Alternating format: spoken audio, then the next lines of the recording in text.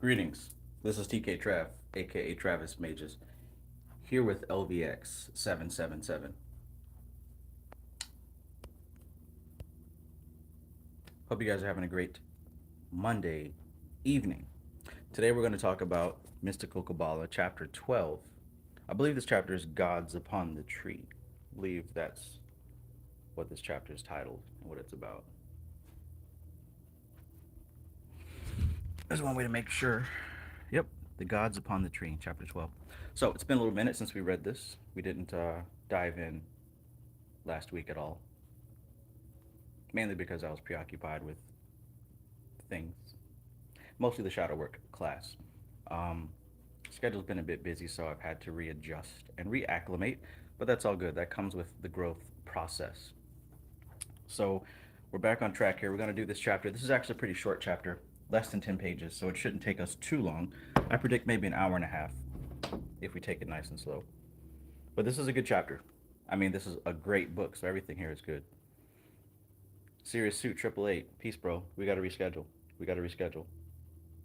My apologies. We've got to reschedule. 396. Greetings. Greetings. Quiet Triste. Thank you. Thank you for the donation. I appreciate you. Frame Star. Peace, my brother. Peace, peace. Fist bump. Okay, so without too much pre-dialogue, let's go ahead and jump into chapter 12. For those of you who think that gospel music has gone too far,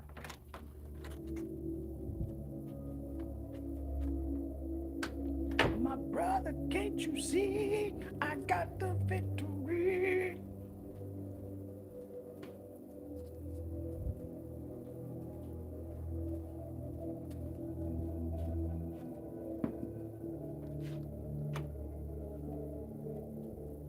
It's a beautiful day.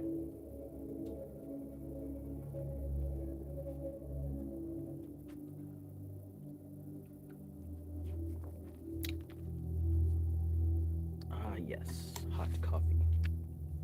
Quite hot. Dion Fortune.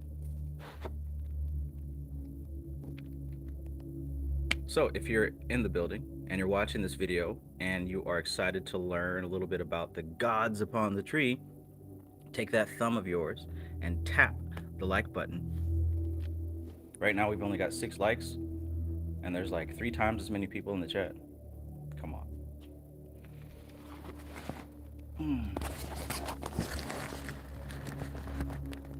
Lately, I've been going through some things that's really got me down.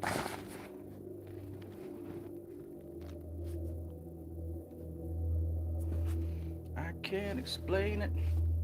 I can't contain it. Jesus, your love is so, so amazing. It gets me high up to the sky. And when I think about your goodness, it makes me wanna stomp. Peace, peace, Will Trent. Peace, Gerald Sombright. Phoenix Wolfette, good to see you. Caroline, greetings, greetings. Caroline says, peace, Trav, and Mage's family. Travis, thanks for taking the time to do along with your busy load these days. Always grateful for the soul food on this channel. Yes, yes, yes. Thank you for the gratitude. I was almost gonna not do it because I was falling asleep. I'm running off of 1 hour. Don't do that. But I had said that I was going to do this, so I like to keep my word as consistently as possible. So I got a second wind, and here it is. And it smells like Fruity Pebbles. Okay, so I got a new phone and a new phone case. I hope it fits. I didn't think about that. Let's find out. My brother, can't you see? I got the victory. All right, it fits. It's a little big, it's a little tight, but most people don't complain about that, right? Makes me clap my hands, makes me wanna dance. I wouldn't know. I gave up that lifestyle a long time ago.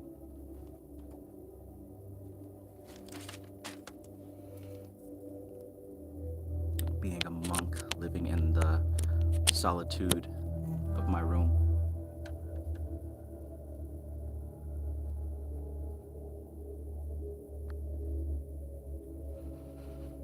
Okay, I think that's good. Nice and sharp and crystal clear. Hell yeah, let's get started. So we're almost at the Sephirah themselves. So get ready, get ready, get ready, get ready. Practical work upon the tree. That's going to be another good chapter. Hopefully we'll get to that tomorrow. If not, we'll get to it on Wednesday.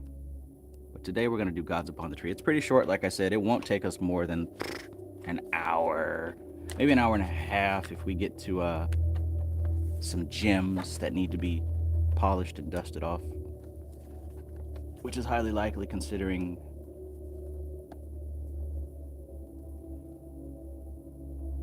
how great the writing style of Miss Violet Mary Firth is. Okay, so we're set up, we're comfortable, and we're ready.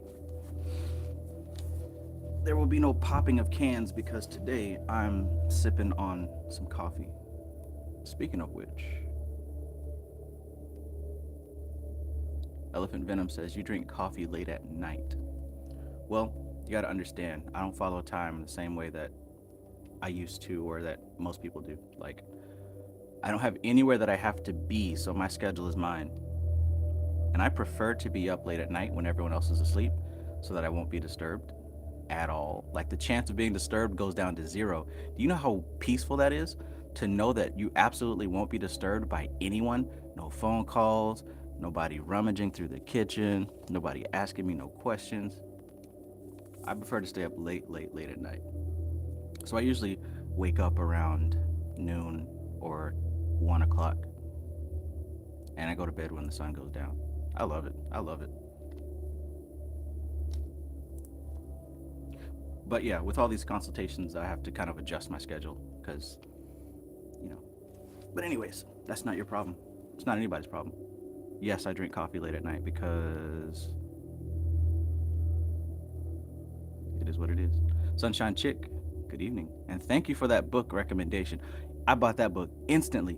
Let me tell you, I have looked for this author's books, all of them. I even paid $50 for one because it was like the last one in stock, and it got lost in shipping, right? Can you believe how butthurt I was about that? I got over it. But I got the rest of his books, and then you showed me that one, which I have never seen. So it's almost like I don't know. We'll chalk it up to the Mandela effect, because that book did not exist. I've been looking at this stuff for years, and for you to like bring that out, and it's old, hell yeah. I had to buy that thing immediately. So thank you very much. Okay. Chapter 12, The Gods Upon the Tree. Is the camera better than usual? Is it crystal clear? Is my voice coming through all right? Number 1. All students of comparative religion and its poor relation, folklore, are agreed that primitive man, observing and beginning to analyze the natural phenomena surrounding him, attributed them to the agency of beings akin to himself in nature and type, but transcending him in power. So check this out. What she's saying is that when it comes to religion, folklore, mythology, even like ancient primitive man, they personified nature, right? So we know that back in the day when it was thundering and lightning, right, we thought it was Zeus hurling thunderbolts. Or if you were a Christian child born and raised in the South, in America, the USA, you know that when it was thundering, some people said that God was bowling or the devil was beating his wife. How many of y'all remember that, you Southerners? Well, that's what they told us down here in the Southeast, that the devil was bowling. No, God was bowling and the devil's beating his wife. But anyways, what she's saying is that that's just something that comes with mankind. We attribute human type of qualities so that we can better understand nature, right? They didn't have tools and equipment to analyze nature back then. What they had was their imagination, which arguably is the best tool. But anyways, we were able to describe Zeus like a man, right? And his wife like a woman, but we understood that they weren't men and women. They were something different, right? They were akin to himself in nature and type, but transcending him in power, right? This is something that we've always done.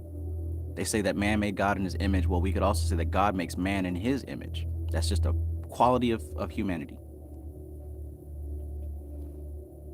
As he could not see them, he not unnaturally called them invisible. As he could not see his own mind during life or his friend's soul after death, he concluded that the beings that produced natural phenomena were of the same nature as the invisible but active mind and soul. So the ancient man wasn't stupid. If you ask me, I believe that our current generation is the least intelligent of all. But from our least intelligent perspective, looking back, of course, we're going to assume that ancient man was primitive and ignorant. So looking back, what we see is that even though man couldn't see his mind and we couldn't see the soul after the body died, we pretty much concluded that the mind and the soul were very similar because they were invisible. And we also assumed that there was some connection between what was happening in the sky and in nature, being invisible. So he said that, or she says that, we concluded that the beings that produced natural phenomena were of the same nature as the invisible but active mind and soul. Number 2, now all this sounds very crude as it is put by the anthropologists, but that is only because when translating savage ideas, they choose words that have crude associations. For instance, the standard translations of one of the chief scriptures of China refers to the venerable philosopher Lao Tse as the old boy. This sounds comical to European ears, yet it is not so far removed from the words of another scripture, which has been fortunate enough to receive translation at the hands of those who reverenced it. Except ye become as a little child. Right? Remember that Bible verse? I am not a sinologue, but I incline to the opinion that the translation eternal child would have been equally accurate and in better taste. Eternal child. Inner child. Number 3. There is a saying in the mysteries, see that ye blaspheme not the name by which another knoweth his God. For if ye do this in Allah, ye will do it in Adonai.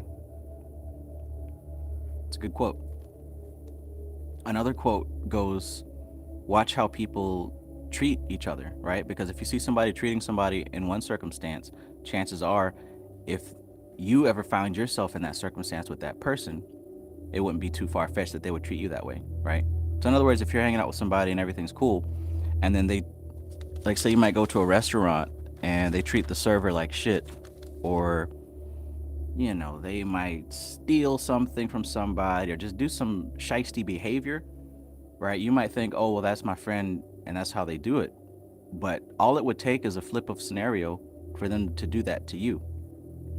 Literally, do unto others as you'd have them do unto you. So I typically choose not to surround myself with people who are prone to behave that way. Because just because they're not doing that to you today doesn't mean that they wouldn't do it to you. In other words, what he's saying here is, see that ye blaspheme not the name by which another knoweth his God. For if ye do this in Allah, you will do it in Adonai. In other words, if you're going to talk shit about someone else's religion and someone else's God, all it would take is a flip of circumstance for you to talk shit about your own God, right? So in other words, there's no point in even blaspheming anybody's God, because what the occultist understands and what the pretender does not understand is that these names and these titles are just that, names and titles, but the energy that it represents is universal. So for someone to go around talking about, oh, fuck Jesus, that's very foolish, because the Tifereth energy that Christ represents is universal. So why would you blaspheme a part of your own soul? Doesn't even make any sense. And then wonder why life is not working out for you. So there really is no point in trashing anyone else's beliefs, because they believe the same things that you do, just under different titles and different words. 4. And after all, was primitive man so very far off the mark when he had attributed the causation of natural phenomena to activities of the same nature as the thought processes of the human mind, but upon a higher arc? Right? Was primitive man off the mark to be able to attribute the cause of natural phenomena to activities of the same nature as the thought process of the human mind, just on a higher arc? In other words, even primitive man saw that there was a connection between what happens in nature and what happens in mind. It's not an exact correlation, but there is correlation there. Is not that the point towards which both physics and metaphysics are gradually converging? Supposing we were to recast the statement of the savage philosopher and say the essential nature of man is similar in type to that of his creator, would we be held to have said anything either blasphemous or ridiculous? Blasphemy.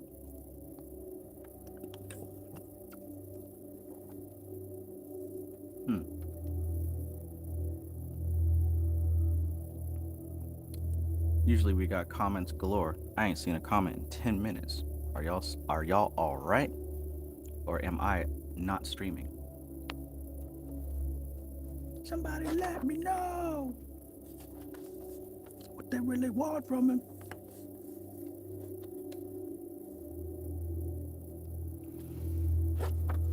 The page is getting too thick, I see. Number 5. We may personalize natural forces in terms of human consciousness, or we may abstract human consciousness in terms of natural forces. Right?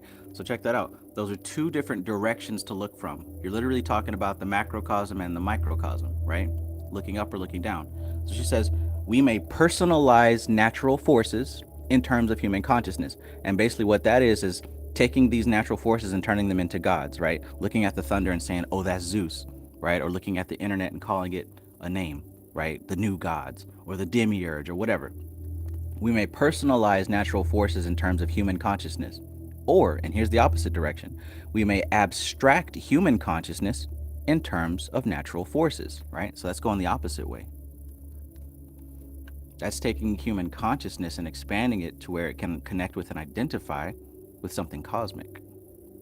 Both are legitimate proceedings in occult metaphysics, and the process yields some very interesting clues and some very important practical applications. We must not, however, make the mistake of the ignorant and say A is B when we mean A is of the same nature as B. All right? Catch that hint. Catch that hint.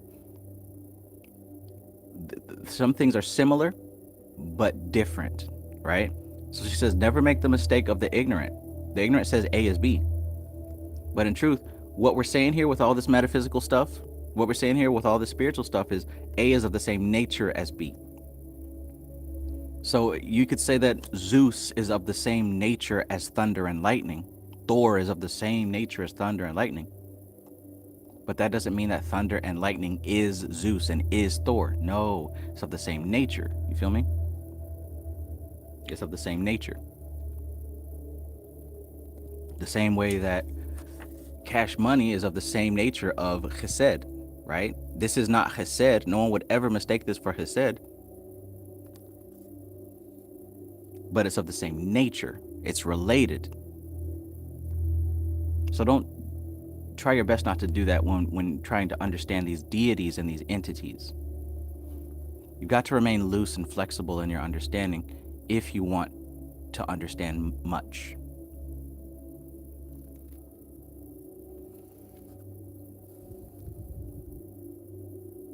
Your friend attends. Greetings, greetings. Welcome aboard.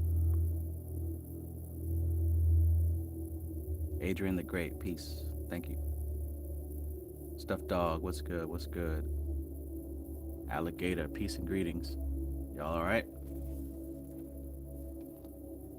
Okay, so again, don't make the mistake of the ignorant and say A is B when we mean that A is of the same nature as B.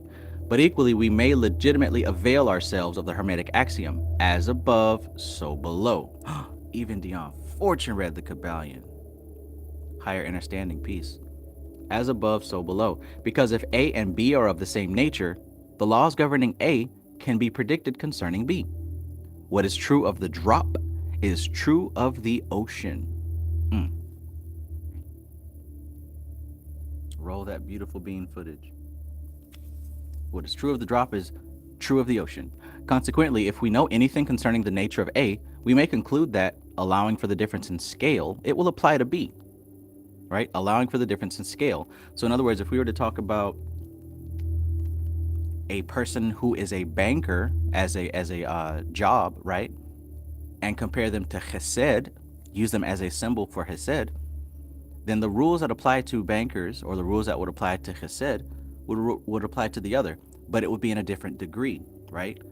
Chesed is a state of consciousness, so it doesn't have to clock in and go to work from 9 to 5 and handle people's transactions, right? It's not literal, but there are other similarities that both follow.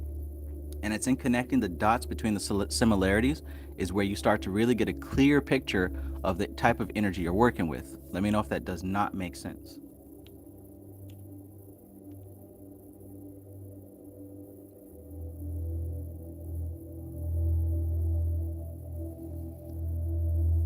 Right, we might talk about a gold book, right, or the color's yellow, right?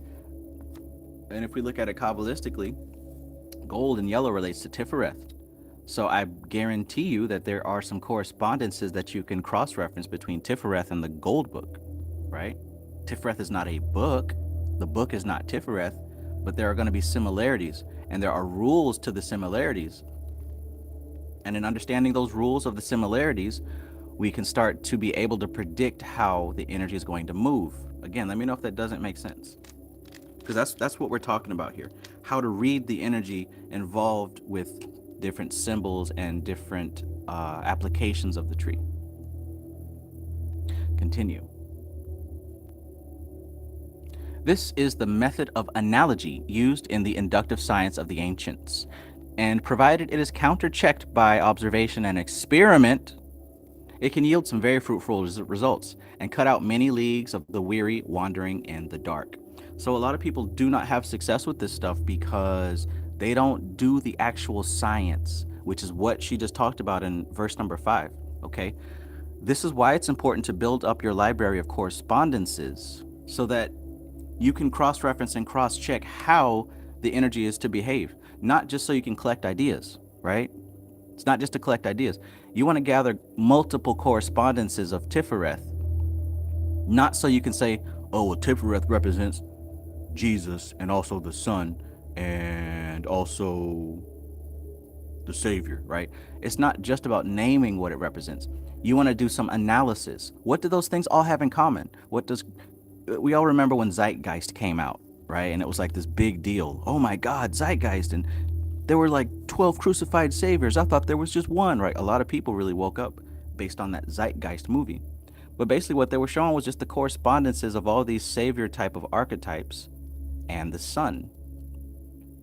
And then they tried to make the argument that, well, these religions were worshiping the sun or whatever. And that's where they kind of missed the mark. But the important thing is understanding the correspondence between these things. The correspondence is what's going to show you the similarity between the energy. It's going to help you identify what you're working with, when you're working with it, and how to work with it. If you don't know that, then you don't know what you're doing. So like she said, this is the method of analogy used in the inductive science of the ancients. This is what they've been doing, right? So when you want to change your name to some kind of Egyptian word, make sure that you're also using the Egyptian ways of understanding, right? She said that it works provided that it is counter-checked by observation. So first off, you've got to be able to look at it and make it make sense, please, and experiment, which means that after you look at it, test it and see if it's true, right? When people skip that step, they don't know why they're having hit or miss results. They don't know why they had success. They don't know why the why there was failure. They just don't know. They're just trying stuff out because somebody said, right? When you open up one of these spell books, you're going to see like a list of things to use, right? Say, for example, oh, you want to summon Citri, right? Let's say we're going to summon Citri, and you can have yourself some rose petals and some cinnamon and some sugar and some, what do the books say? Weed on the table, right? But if you don't understand the correspondence between those items, you're blindly just adding ingredients, right? You're blindly just putting stuff there. Just like with those ultra occult books, an eye of newt and a wing of bat and a right claw of a cat dug up from 12 years ago.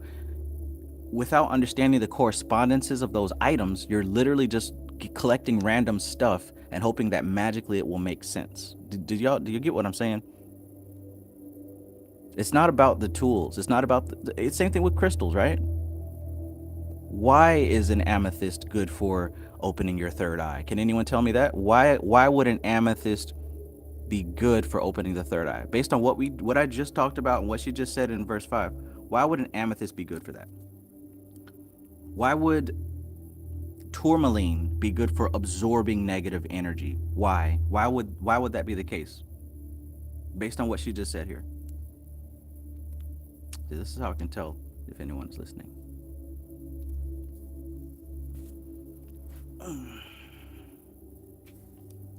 Well, in any case, I trust that a good answer will appear in the chat because I know there's a slight delay.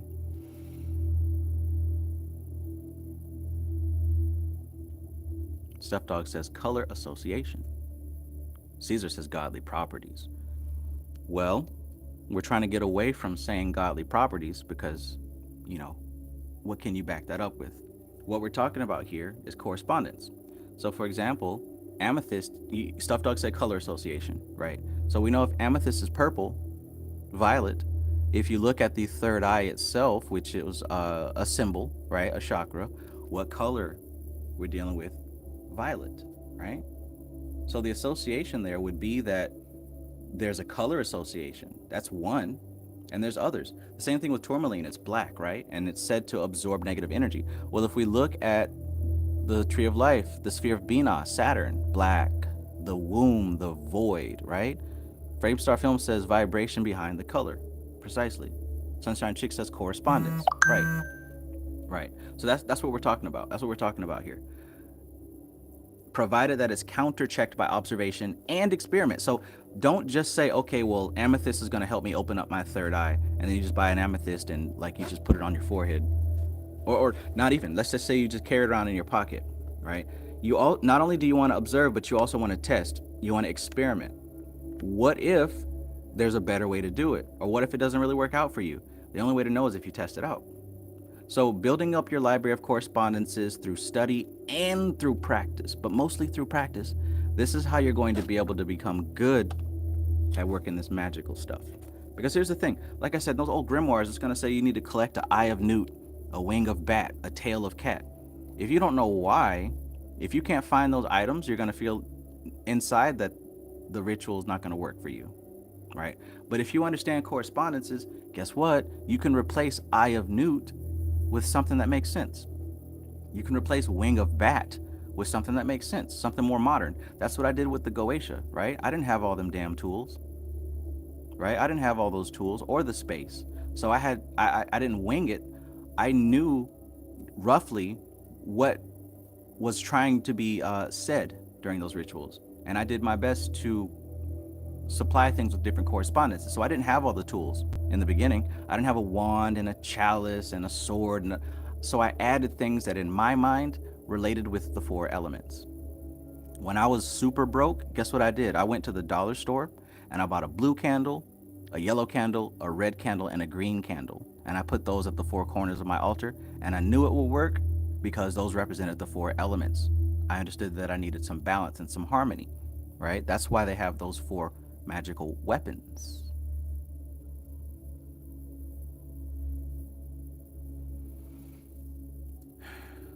But, you know, it makes sense. This isn't too complex. Number 6.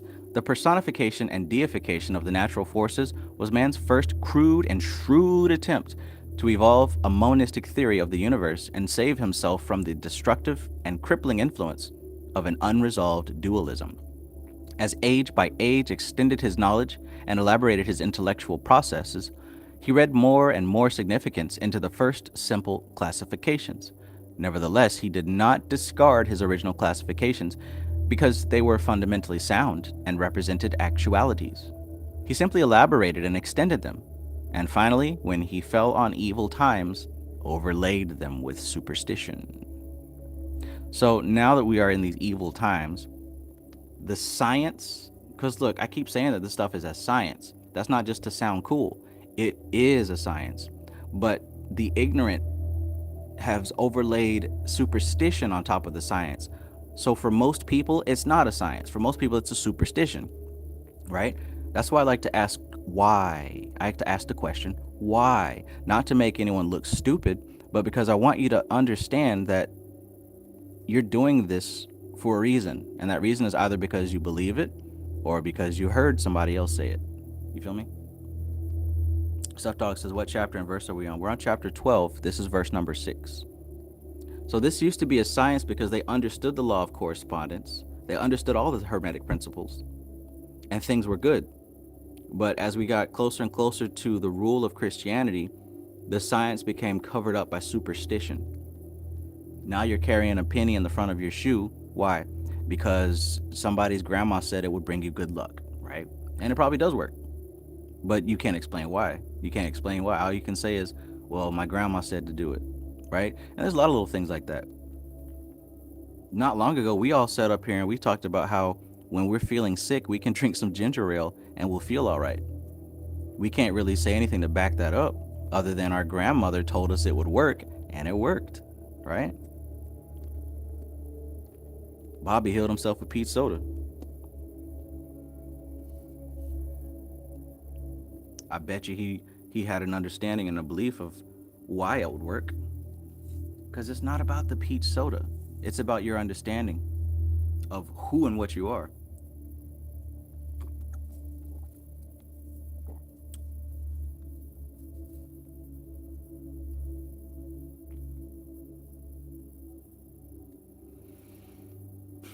Caesar says, be having you walking on money. Okay, yeah, that would make sense.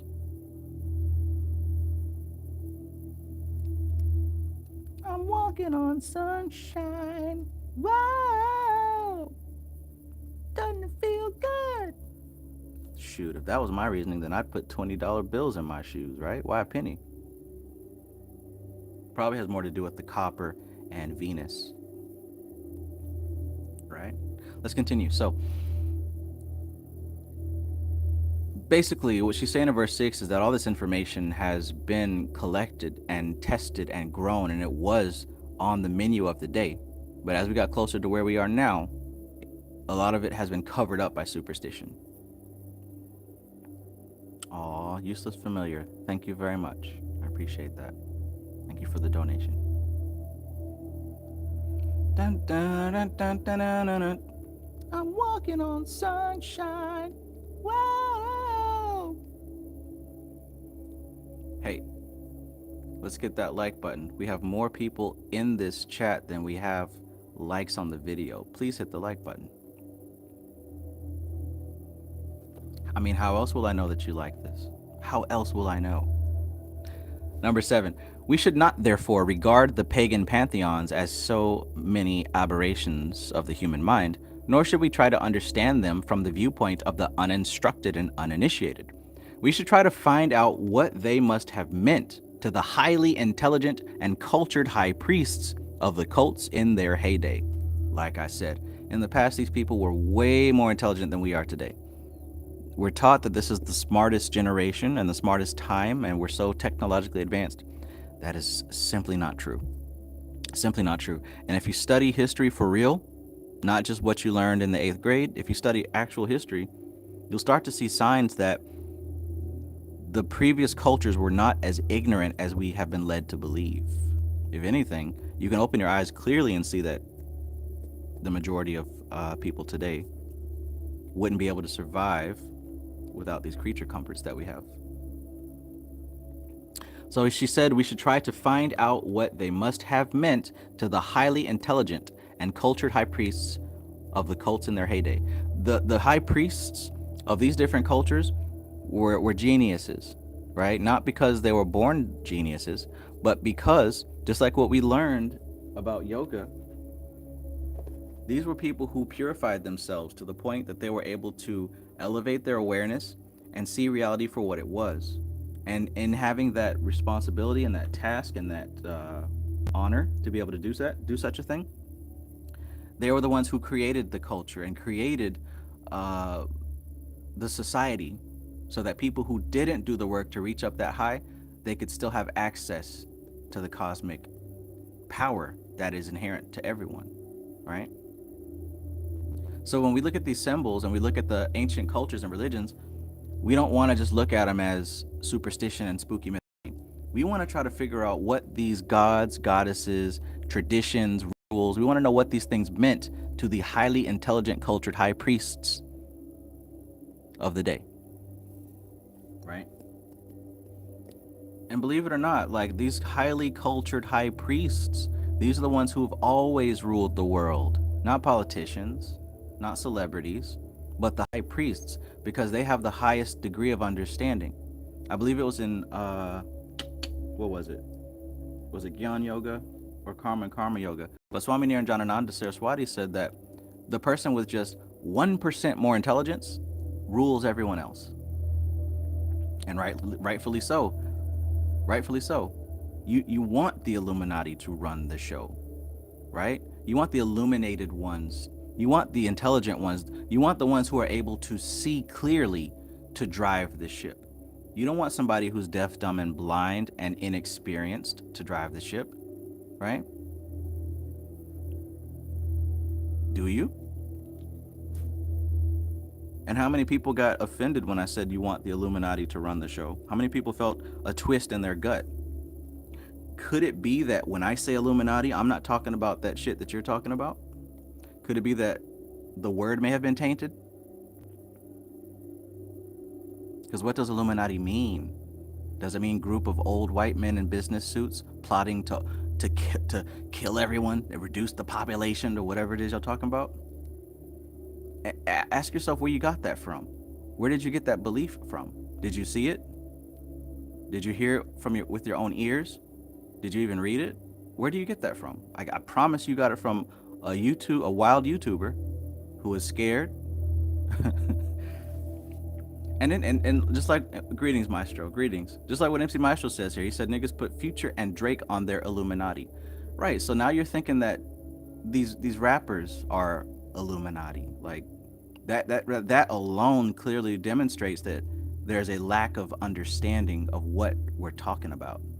How the hell is Drake and Future ruling the world? Right? Jay-Z, right? That's what it was when I was young. Jay-Z. There was one song, like this is what kicked it all off, y'all. I don't know if y'all remember. This was like 2006, I want to say. Jay-Z had a song and then this preacher reversed it, right? And then it's all 666, murder, murder, Jesus. And that just put everybody's panties all up in a bunch. Oh my God, Jay-Z is the devil. He's Illuminati. He's the devil, the devil, the devil. Right? And then that started a whole rabbit hole of conspiracy theories, at least for me and my brothers and whatnot. That sent us down the trail of reptilians and all this other stuff. But looking back, it was exciting, right? I'll admit, it was fun. Ooh, there's a spooky mystery happening in the world and no one sees it but us. We're the chosen ones, right? Yeah, it felt cool. But as I got older and more mature, I realized it was just entertainment, right? There ain't no damn... I have not seen no lizard people walking around. Now, I convinced myself once that I did, when I was working at Circuit City, and this older dude came up to me to buy an iPod, and I swear I saw his eyes blink sideways. Now, granted, I was extremely deep into the reptilian stuff, so who knows, right? But other than that, I never seen no green people walking around sucking out adrenochrome from people's ears. You know what I'm saying? Like, who cares if Jay-Z made a song that was like, didn't AC/DC do it? Didn't Def Leppard do it? Led Zeppelin or whatever? Like, nobody accused them of ruling the world. Like, you see what I'm saying? Like, we start making up stuff because it's fun to talk about, right? But we're not learning anything. We're not increasing our intelligence. If anything, we're kind of dumbing ourselves down because we're locking our perspective into some foolishness. Just keep it real. And as I look out today, I see that that same shit is still happening. Matter of fact, there's some people that are still where I was in 2006, talking about Illuminati reptilians and they coming to get us. Man.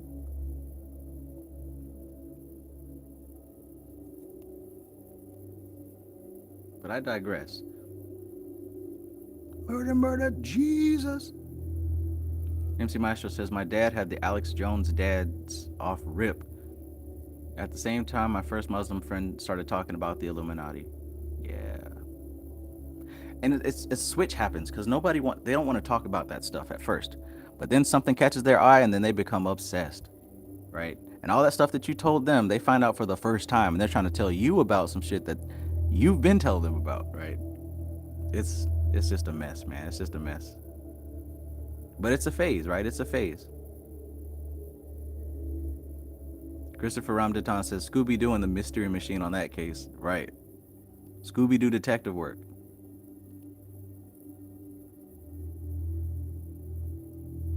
Sly says, not a frame we created for ourselves. Peace, Sly. The Sunshine Chick says, who is they? And where are they taking us? Right, like you said yesterday, when you start asking those questions, it starts sounding really silly really quickly, right? See, I didn't ask those questions back then because I was caught up in the moment. Like, I admit, it was fun. We literally would crowd around the computer waiting for the next video to drop. There was this dude called Hashem's Films. I don't know how the hell he pumped out them videos so quickly every single day, but he had like hundreds of conspiracy. That was the best conspiracy shit that I've ever seen. Like, nobody has been able to match up to his quality, right? And then to top it all off, he mysteriously disappeared one day. Like, it made it seem as if the Illuminati finally got him. You know what I'm saying? I think that was like my first YouTube video. I was trying to like continue his message, right? But in any case, like everything that came after that has been trash. So whatever conspiracy stuff that y'all been watching after 2006, trust me, it ain't nothing compared to what the real stuff was. It's got to have that music to it. Da-na-da-na, da-na-da-na, da-na-da-na. If your conspiracy videos don't have that music, forget about it. Forget about it. Forget about it. You're not there yet. Framestar Film says, don't go ruining my vinyl records just to make your BS point, right?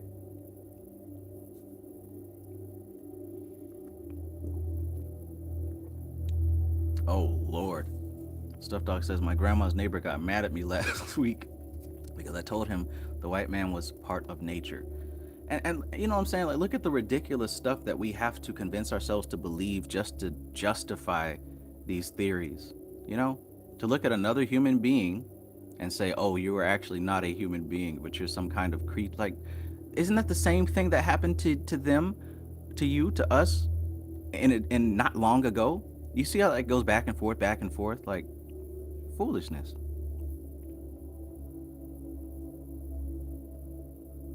All right, let's continue. Let's continue. So, compare Madame David Neal and W.B. Seabrook on the subject of heathen rites with the reports of the average missionary. Seabrook shows us the spiritual significance of voodoo, and Madame David Neal, is that Madame? MME is Madame, right? Madame David, that's strange. Strange for this time period, at least. Madame David Neal shows us the metaphysical aspect of Tibetan magic. Look at how she spells it, Thibetan. The metaphysical aspect of Tibetan magic.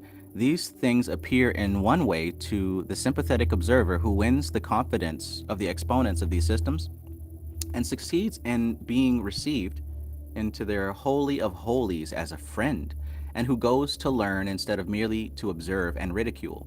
And in another way, to the beef-fed zealot who walks into the holy place and has dirty boots and gets stoned by the indignant worshippers.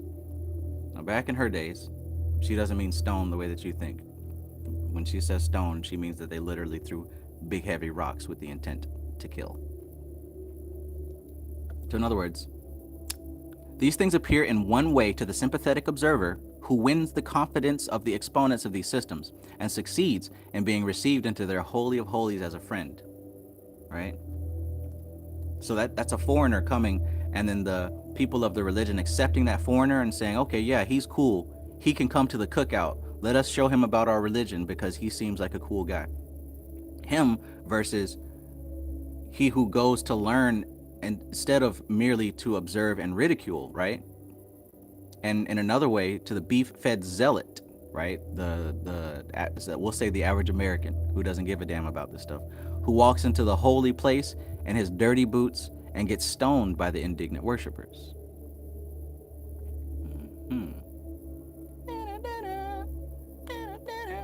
I need to go find a 10-hour version of that song and just play it.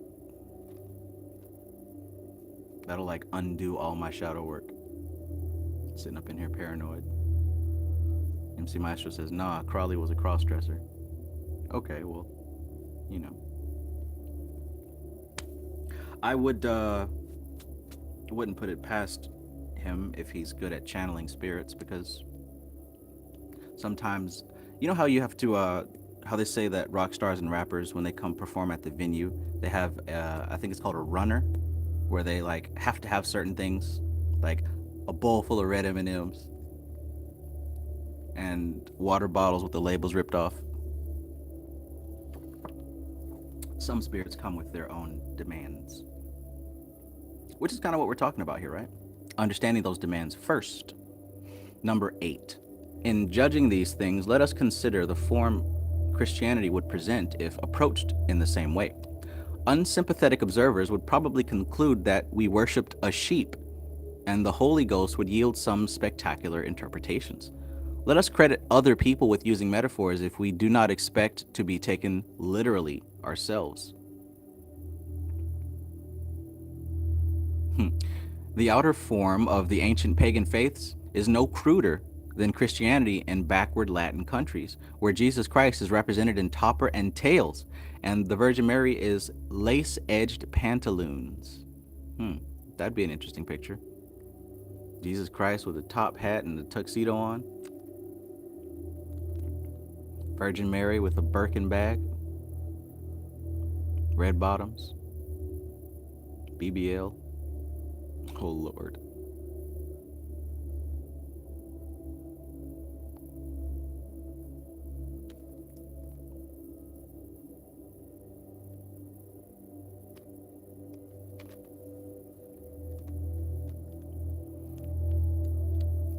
The inner form of the ancient faiths can compare very favorably with the best of our modern metaphysicians. After all, they produced Plato and Plotinus, right? For those of you who are scared of the demiurge, still watching my channel, Scared of the Demiurge, go look up Plato and Plotinus and see what they had to say about the demiurge, right? Before Brother Panic ever uttered the word, they already wrote books about it. So it didn't start with Jacques Lacarrière and the book called The Gnostics, right? The demiurge goes way back into time.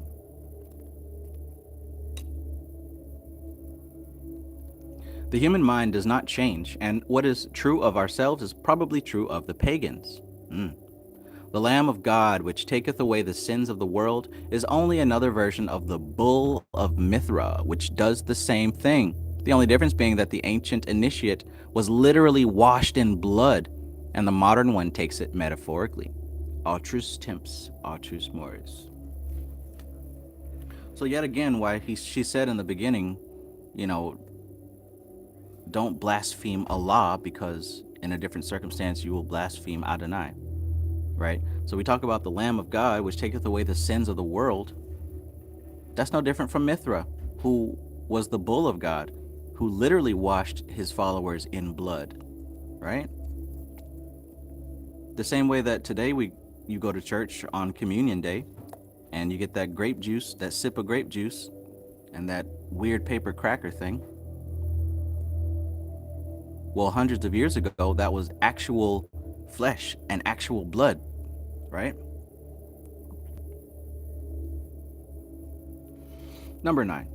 If we approach those whom we elect to call pagans, both ancient and modern, in a reverent and sympathetic spirit, knowing that Allah and Brahma and Amun Ra are but other names for that which we worship as God, we shall learn a very great deal that was forgotten in Europe when the Gnosis was stamped out and its literature destroyed. Basically what I was saying this whole time, right? Regardless of what sector of the earth you're living in, everyone's going to have different names for these cosmic forces, but there's not different cosmic forces. There's only about 10. There's only roughly 10, maybe 32 at max. But depending on what culture that you grow up in, you're going to call it something different. That's why these numbers translate, right? There's always going to be a 12 system of zodiac signs, whether it's in the Indian system or the African system or the Native American system. There's always going to be 12, right? There's always going to be 4 elements, right? There's always going to be that series of 3: generator, operator, destroyer, or we can say Rajas, Tamas, and Sattva. All that stuff stays the same, but it's just the names that change. So there is no Allah versus Yahweh. That's extreme ignorance. There's one entity, just different names. But again, because like what she said earlier, we fell on evil times, and this information was overlaid with superstition. So since there's more superstition than understanding, of course it seems separate. Of course it seems like your God and my God, and we don't see eye to eye.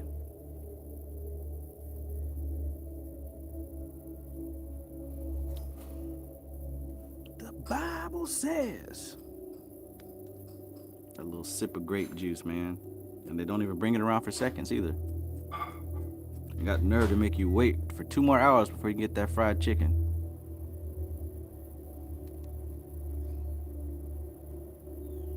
Stuffed Dog says, people that live in the desert will not have a water god at the top of their pantheon. It will probably be a sand god at the top. Right. Depending on their circumstance. Mariah Magdalene, peace and greetings. Yah Micah, peace.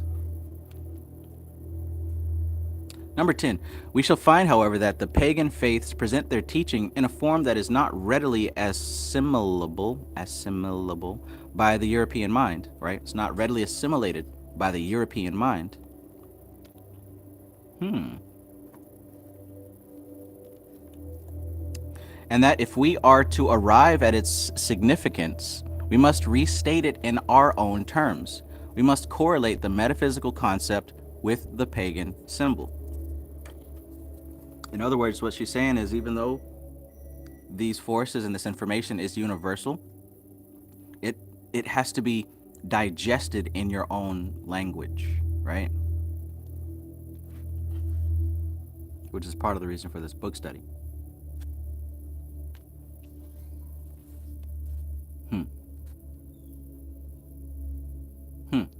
Check that out.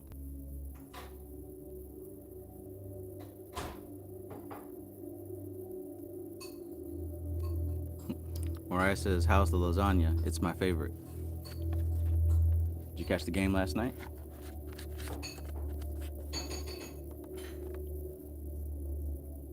I'm glad to see that guy did good for himself. He's living in like Thailand or something, surrounded by Asian women. Possibly Asian women. There's no way to tell, at least not from the pictures that he's shown. So I'll read that again. We shall find, however, that the pagan faiths present their teaching in a form that is not readily assimilable by the European mind, and that if we are to arrive at its significance, we must restate it in our own terms, right? So in order to understand this info, you got to be able to make it make sense for you today. We must correlate the metaphysical concept with the pagan symbol. Then we shall be able to apply to the former the vast mass of mystical experience which generations of contemplatives and experimental psychologists have organized about the latter. So like what she was saying here earlier in verse number 6, the work has been done, right, over countless millennia. But we're disconnected from the work because of us being raised in a culture of superstition. So that's why every now and then you are able to tap in and make some things happen. But you're not having repeated consistent results because you still got a lot of superstition in your system. But she says that once you're able to organize this information and put it in your own terms so that you can correlate the metaphysical concept with the pagan symbol, right? Because the pagan symbol is what the work that's already been done. These cultures that already exist, it's been tested and proven for hundreds, sometimes hundreds of thousands of years, right? Like the Egyptian system. That isn't something that somebody just threw together. It's perfectly organized. Or the Vedic system, right? It's perfectly organized. But it doesn't mean anything to you unless you're able to connect it to yourself in your own words. You get what I'm saying? Once you're able to do that, once you're able to connect yourself to the ancient teachings to where it actually makes sense to you, now you have access to what it represents. She says, and when we speak of experimental psychologists, we must not make the mistake of thinking that they are an exclusively modern product, because the priests of ancient mysteries, with their temple, sleep, and deliberately induced hypnagogic visions, were nothing more nor less than experimental psychologists. Though their art has been lost, like many others of the ancient arts, and is only being laboriously recovered piecemeal in the more advanced circles of scientific thought. So if you can catch a hint, this is why we've started to travel more into the areas like the Gold Book, because that is not something random. That is still connected to what we're studying. As a matter of fact, that's the higher level of the occult, which is what she's called experimental psychology. Truly. If you continue down this path of the Gold Book type of information, you will be able to start to create effortless change in yourself and others without any resistance.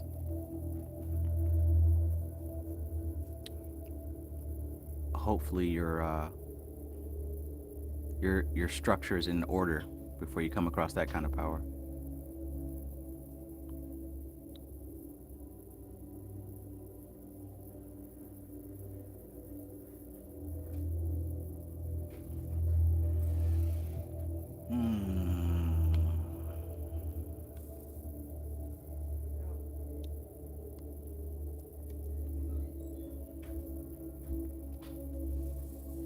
What grade are you in at school?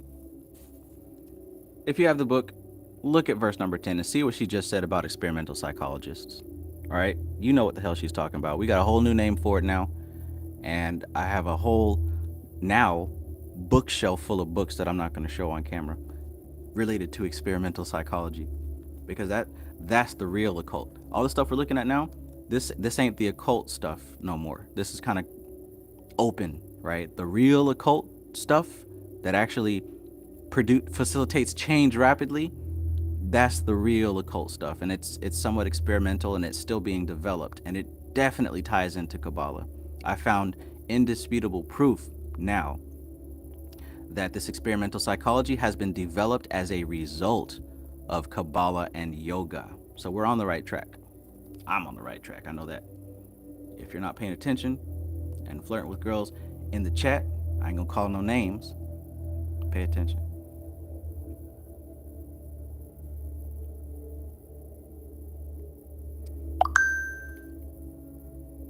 Mariah says, Travis, have you got my message on IG? What do you think about Qabalah info? Yes, I checked it out just before going into this live stream. It's definitely Qabalah with a K. So they are more traditional. That's cool. I didn't watch anything yet, though. I literally just saw it before I got on this live stream.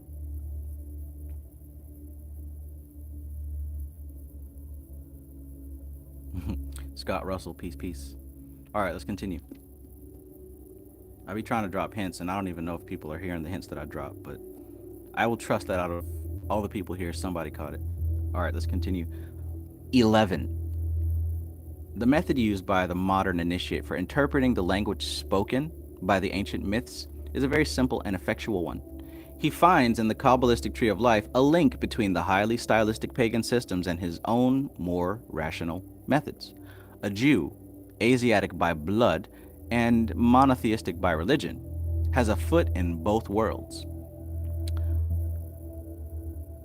Upon the tree of life, with its 10 holy Sephiroth, the modern occultist bases both a metaphysic and a magic. He uses a philosophical conception of the tree to interpret what it represents to his conscious mind. All right, let's go back. He uses a philosophical conception of the tree to interpret what it represents to his conscious mind, and he uses a magical and ceremonial application of its symbolism to link it up with his subconscious mind. Dion Fortune understands, and she's trying to show you as well, right? You've got the conscious mind and the subconscious mind. They each run a different part of the show, right? They each run a different part of the show, and they both take instruction and direction differently, right? So when dealing with metaphysics and magic, right, especially how the Jews did it, according to what she's saying here, referring to the Qabalah, she's saying that he uses a philosophical conception. What is philosophy, y'all? What is philosophy? Right? The love of knowledge, the love of science, right? The love of this logical breakdown, which is what we're doing. So he uses a philosophical conception of the tree, right? A logical breakdown of that tree to interpret what it represents to his conscious mind. So that right there, right, the intelligent occultist knows that all this philosophy and all this fancy words that we're reading, it makes sense, but this ain't it, right? It's good to break it down for the conscious mind. That's good. But we realize that that's not all. This is why the axiom is study and practice, right? Study and practice, not just study, not just buy the books and let them stack up in your room, or not just buy the books and read it and just say you understand it. No, that's just for the conscious mind. She continues, she says, and he uses a magical and ceremonial application of its what? Symbolism to link it up with his what? Subconscious mind. So equally important to you reading the books and talking about it and memorizing words, equally important, and I will dare say infinitely more important, she says, is using a magical and ceremonial application of its symbolism. Working with the symbols, those correspondences, right, in a ceremonial way, in a magical way. Why? To link it up with the subconscious mind. Can you imagine just reading this information logically, but not linking it up to the subconscious? That's where you're going to see a bunch of people who know what a Baphomet is. They can tell you about, oh, the horns represent this and the cities represent this, and he's sitting on the world and he's got wings. They can break the symbol down, but they haven't done any practical work with it. So to them, it's just another King Payman, another boogeyman, another Jesus. It's just another philosophical thing that they can talk about, but there's no power, right? And you can tell who they are because they pop up and they try to challenge you with the debate of the philosophy. I'm not here for that. I don't give a damn what you learned about Baphomet. That's for you. I don't care. What are you doing with it though? What have you done with it? I got so many messages from people today. Baphomet is more than just the devil. Well, no shit. That's why I made the meme.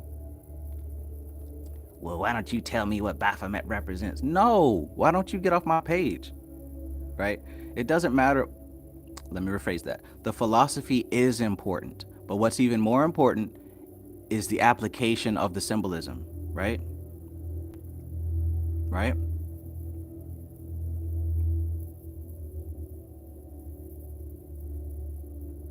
Somebody gonna tell me I'm rude for answering his question with a question. I just told him, hey, I don't know shit about Baphomet. I don't know. Hopefully it ends there.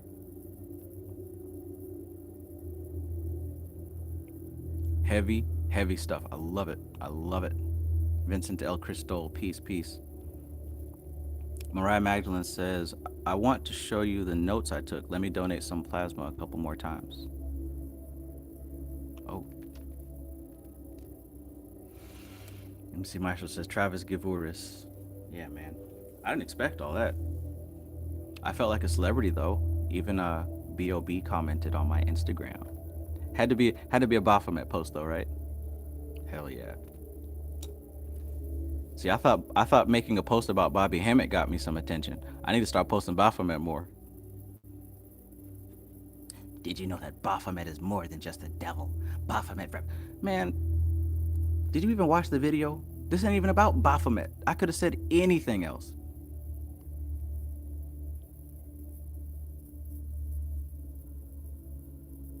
Mm-hmm.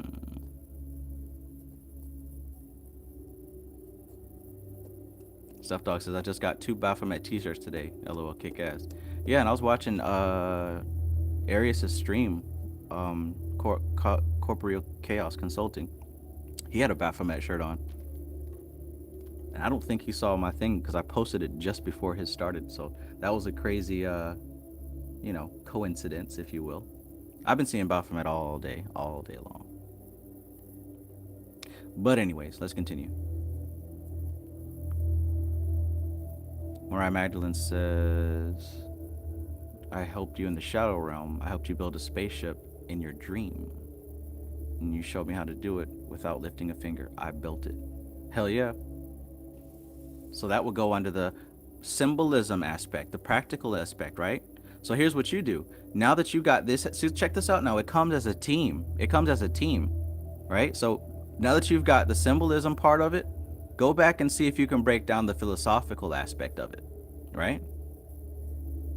So now that you got the symbolism there, what happened in your dream, see if you can extract the logical representation, the philosophical representation, right? That's how you put it together. That's how you put it together. You got to do both, right? Imagine going to the gym and just working out one arm for like 3 years. So you got this big ass muscled up veiny arm and a little skinny arm. I don't know about you, but I wouldn't be happy about that.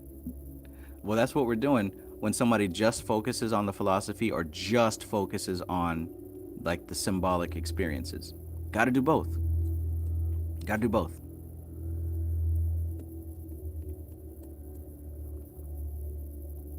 All right, I wonder if you have any association with Lakshmi, because Lakshmi has been coming through heavy, and a lot of the women that I talk to online, it's trickling into their lives in a big way. So I wonder if you have any connection with Lakshmi or Saraswati. I got me a nice little gold yantra. I'll be happy to show it on live once it comes in. So now I have an altar for Durga, Saraswati, and now Lakshmi. Now I am balanced.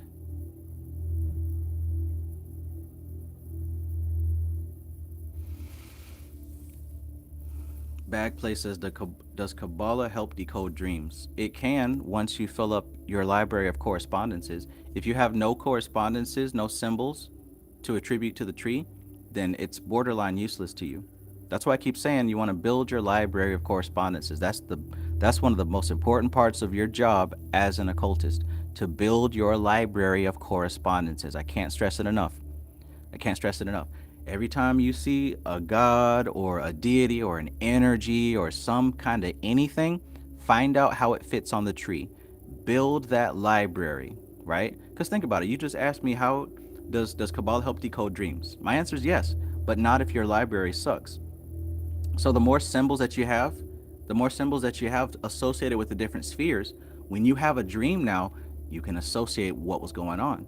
Now they do give you a little heads up, right? I've shown several times that the paths of the tree relate to the tarot cards, right? The major arcana. So if you at least understand the major arcana of the tarot, then you can attribute your dreams to the Qabalah. There's so many different ways, but you've got to build your library of correspondences. Got to.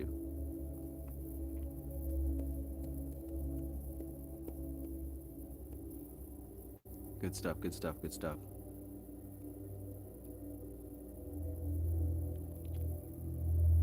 Speaking of good stuff, looks like Stuff Dog, you are also experiencing this Baphomet style shift.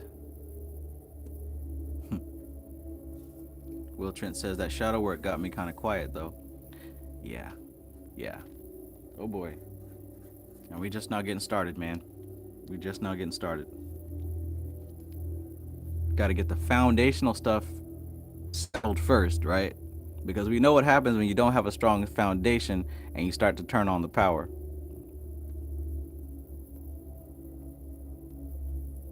All right, let's continue. let us continue. Okay, so mhm.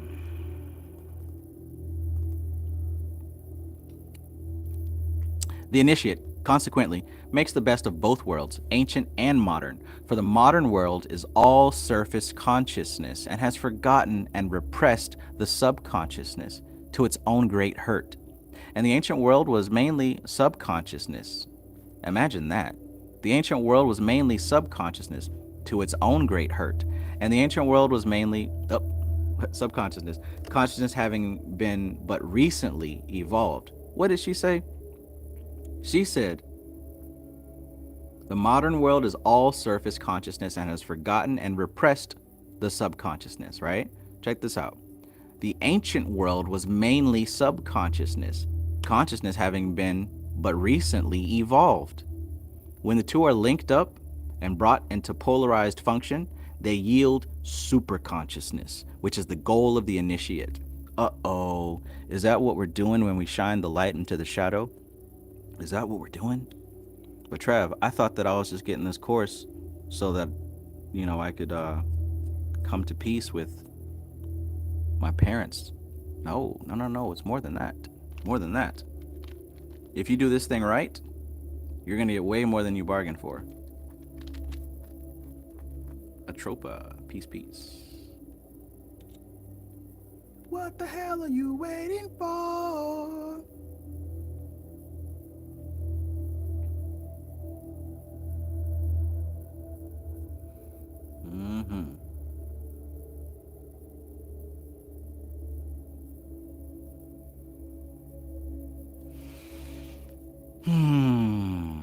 But yeah, that's just something to chew on there. Right now, we're mostly conscious mind, and our subconscious is forgotten and repressed. That's why we have the shadow. But back in the day, they were all shadow. They were all subconscious. Their lives were symbolic. Everything they did was symbolic, day to day, right? That's how you build pyramids. That's how you build pyramids. Right?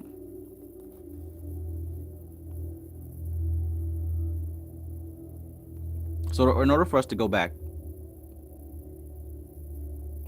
and dig up the gems that has been collected for us, right? Because look, the people who dug up those gems, they're not here anymore. They collected it for future generations to continue. Therefore, what Bobby Hemmett said was right. It is yours. It's your inheritance. It belongs to you, right? It belongs to you. So in order to do that, you have to shine light into the shadow, right? She says that when the two are linked up and brought into polarized function, they yield super consciousness, which is the goal of the initiate. That's your goal. That's your goal. We grow natural. Peace. Mariah Magdalene says, oh, and I'm making the connections with tarot and the tree. I'm so wet. Awesome. MC Maestro says, becoming your daemon, as M. Ford says it. Yes.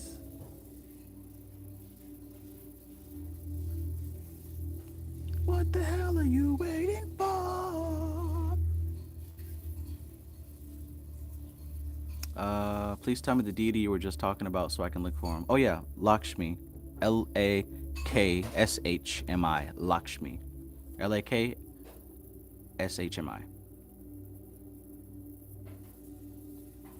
Stuff Dog says, is that why the scientists say that the medulla oblongata is the latest piece of the brain that has evolved?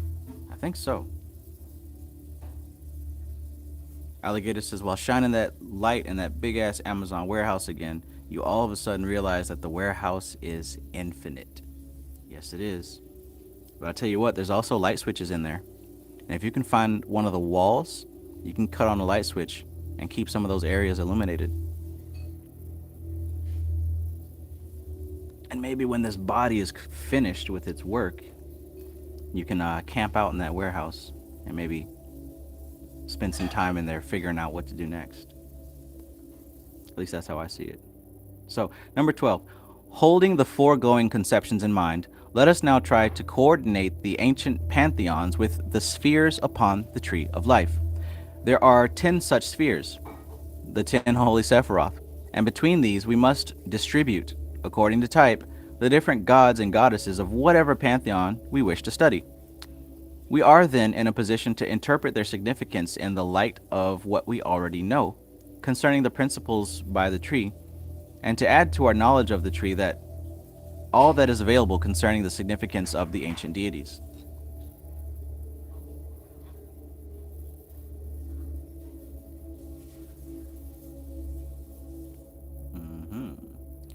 Vincent L. Cristol says FFWD Dion Fortune in racism. I don't think I understand that. Beautiful stuff. Beautiful stuff. Okay, so number 13. This is obviously a great intellectual value, but there is another value which does not so readily appear to the average man who has had no experience of mystery workings. The performance of ceremonial rite symbolically representing the working of the force personified as a god has a very marked and even drastic effect on the subconscious mind of any person who is at all susceptible to psychic influences. Reminds me of something that I've seen here, and how she talks about enacting these rituals isn't just a blind repetition, but actually an alignment of cosmic events. Let's see, what page is that? I think it's taught with Shudi in brief. It was towards the beginning.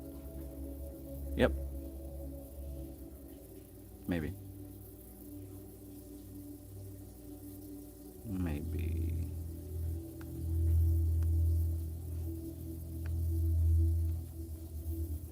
And the world is turned on its last spin.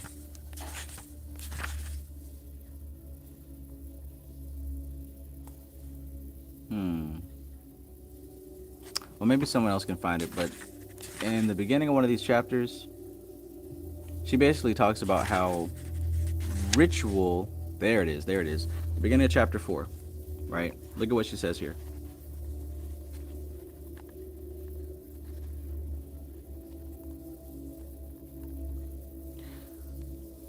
Tantra, on the other hand, ignored this sharp distinction between subject and object, merging one into the other through a profound understanding of the relation of man's inner subjective experience to the cosmos, thus implying that rituals are not mere symbolic performances, but an enactment of cosmic events.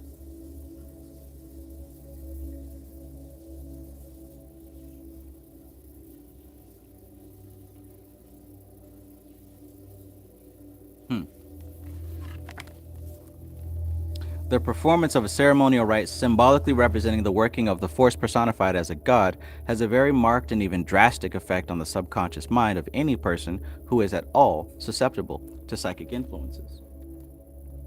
The ancients had brought these rites to a very high pitch of perfection, and when we moderns are trying to reconstruct the lost art of practical magic, we can go to them with great profit. The whole philosophy of European magic is based upon the tree, and no one can hope to understand it or use it intelligently who has not been trained in the Kabbalistic methods. Amen to that, sister. Amen to that. It is this lack of training which makes popular occultism so very apt to degenerate into the crudest superstition, right? All right, everybody, we're going to do a group astral projection to stop Joe Biden from smelling girls' hair. Ain't nothing occult about that.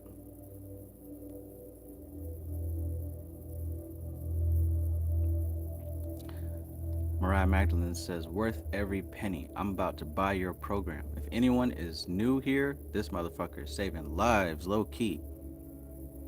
Yes, ma'am. You're absolutely not wrong. MC Maestro says, if you're interested in building up correspondences, invest in a copy of The Complete Magician's Tables by Stephen Skinner. I tell you what, that is a good one.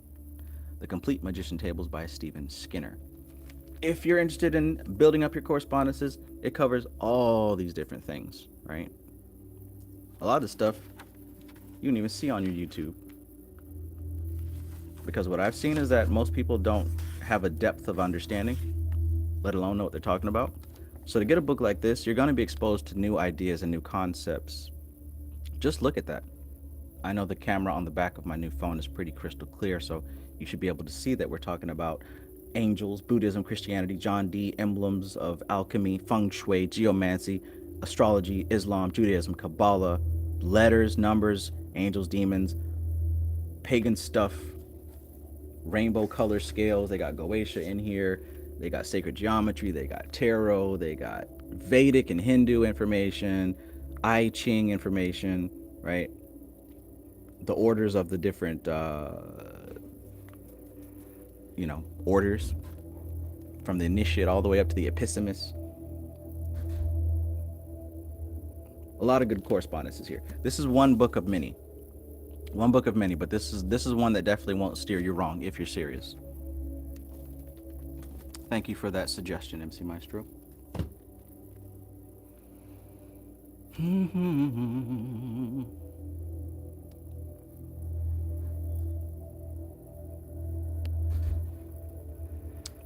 Oh yeah. Zaire Anu, peace. Zaire Anu says, I just got that book for my birthday this past Sunday. Hell yeah. Let me know how you like it.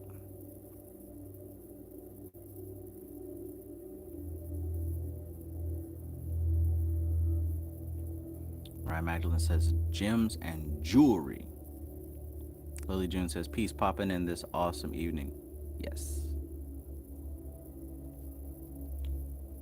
MC Maestro says, Trav got a phone for the hoes. Don't let them fool you. Secret practice of Bhairava school. Man, listen. I was thinking about the, there's a lot of stuff going on with Tantra. And, oh my gosh, how to say something without saying it. Oh, I'm good at doing that, so no worries. You think about the Shiva Lingam, right? And what did we learn from Agora, right? We learned from Agora that symbolically Shiva Lingam is a lingam that does not go soft. And we talk about yoga, hatha yoga, and total body control, right? And I said body control, meaning that you can control your body at will. You can control your blood pressure, you can control your heartbeat and your breathing, right? You can control all that stuff with practice. Imagine that. Imagine being able to control yourself, right? That's what Tantra is. We talk about Tantra. Tantric sex is not just looking at somebody and breathing all deep and being all weird and spooky.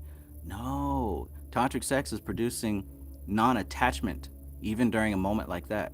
Non-attachment, which means, what is non-attachment?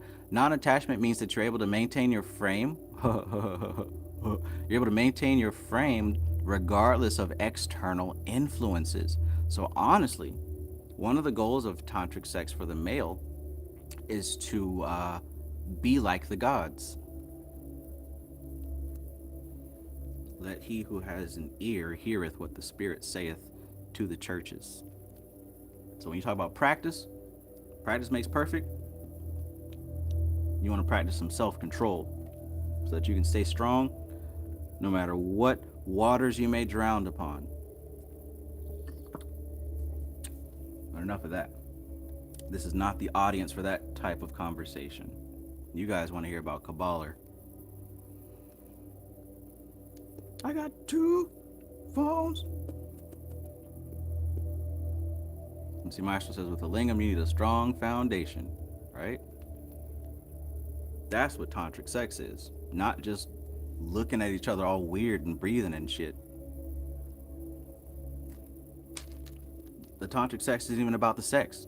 It's about the mental control and the body control and actually invoking the deity, right? The masculine person becomes Shiva. The feminine person becomes Shakti, right? And you embody the both of them. But to be able to do it intentionally, right? That's the same reason that we practice with meditation and all this other stuff, right? You know, some people, they can't stay in meditation for more than 5 minutes, 10 minutes, 15 minutes, right? 20 minutes, 30 minutes. Some of us can. Some of us can do an hour or 2 or 3, right? Stamina. You build it up and you learn that it isn't as hard as you thought. Practice. It makes perfect. Let's continue. I can see clearly now the rain is gone. It's gonna be a bright, bright, bright, sunshiny day. I'm speeding, I'm speeding, speeding. That's a good one. I should have uploaded that one. You guys can check my recent videos. I uploaded a sample of the Butt song. For anyone who didn't believe that such a thing existed, I had to prove it. I still want to know who okayed that song. Let's continue. So it is this lack of training, right? She said the whole philosophy of European magic is based upon the treat. The whole philosophy of European magic is based upon the treat. And no one can hope to understand it or use it intelligently who has not been trained in the Kabbalistic methods, right? European magic, you're not going to have much success if you don't know Kabbalah. Why?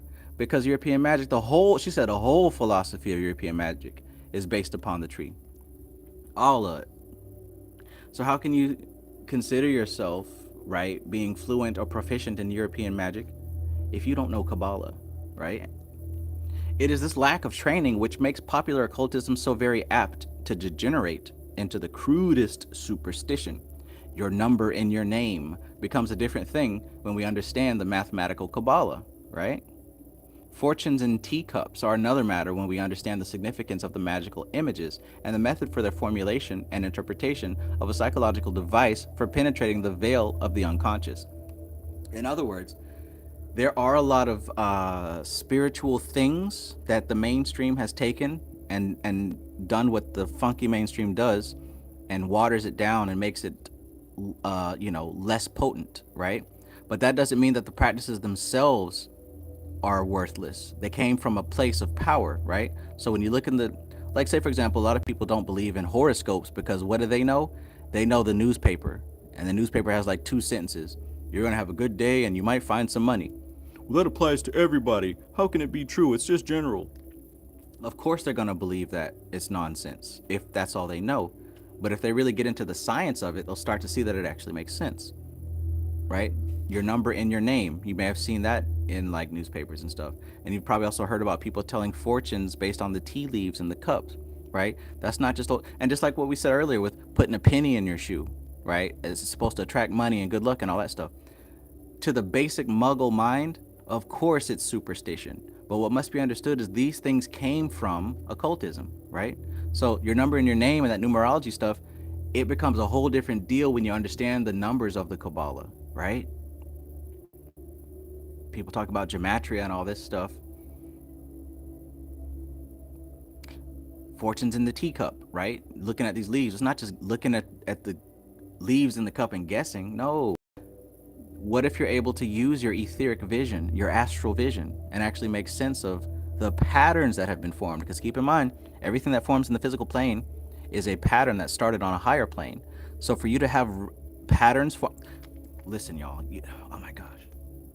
If you just look at your house and see how your stuff is arranged, you will find patterns if you know how to look. What I found is that on my bed, I have a tapestry of Durga, and that is the center.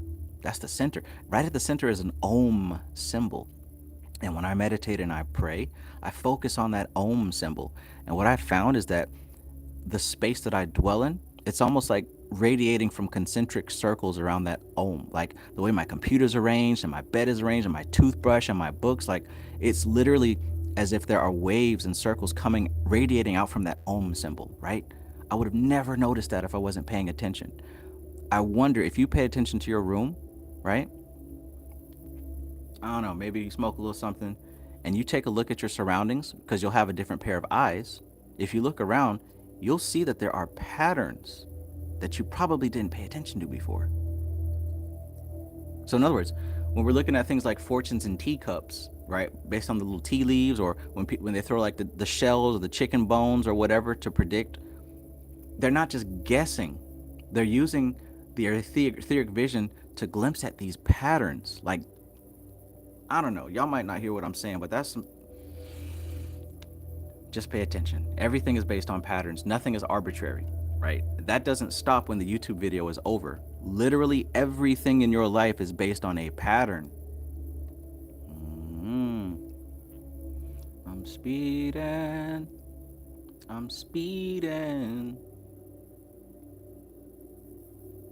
MC Maestro says, I made a personal entity that does chiastherium all day that I step into for meditation.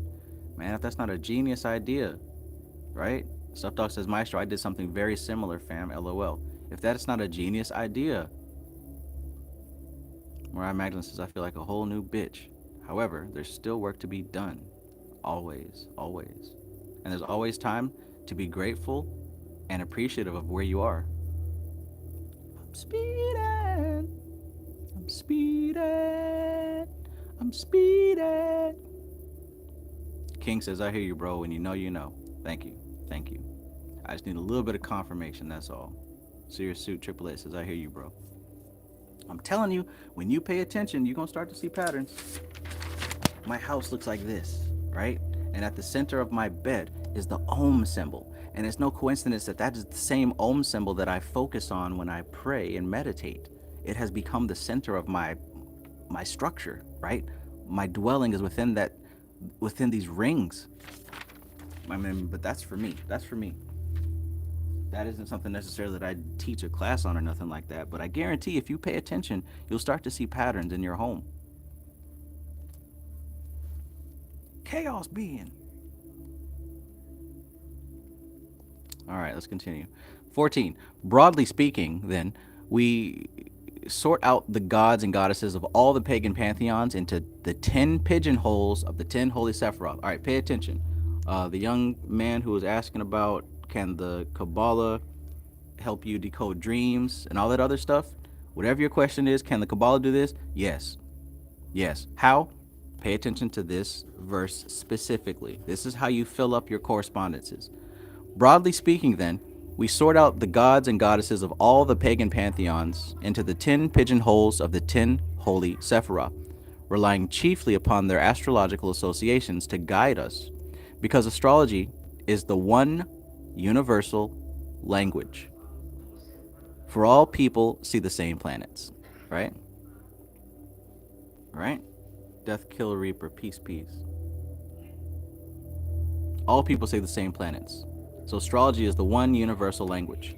Space is referred to Kether, the zodiac to Chokmah, the 7 planets are the next 7 Sephiroth, the earth to Malkuth.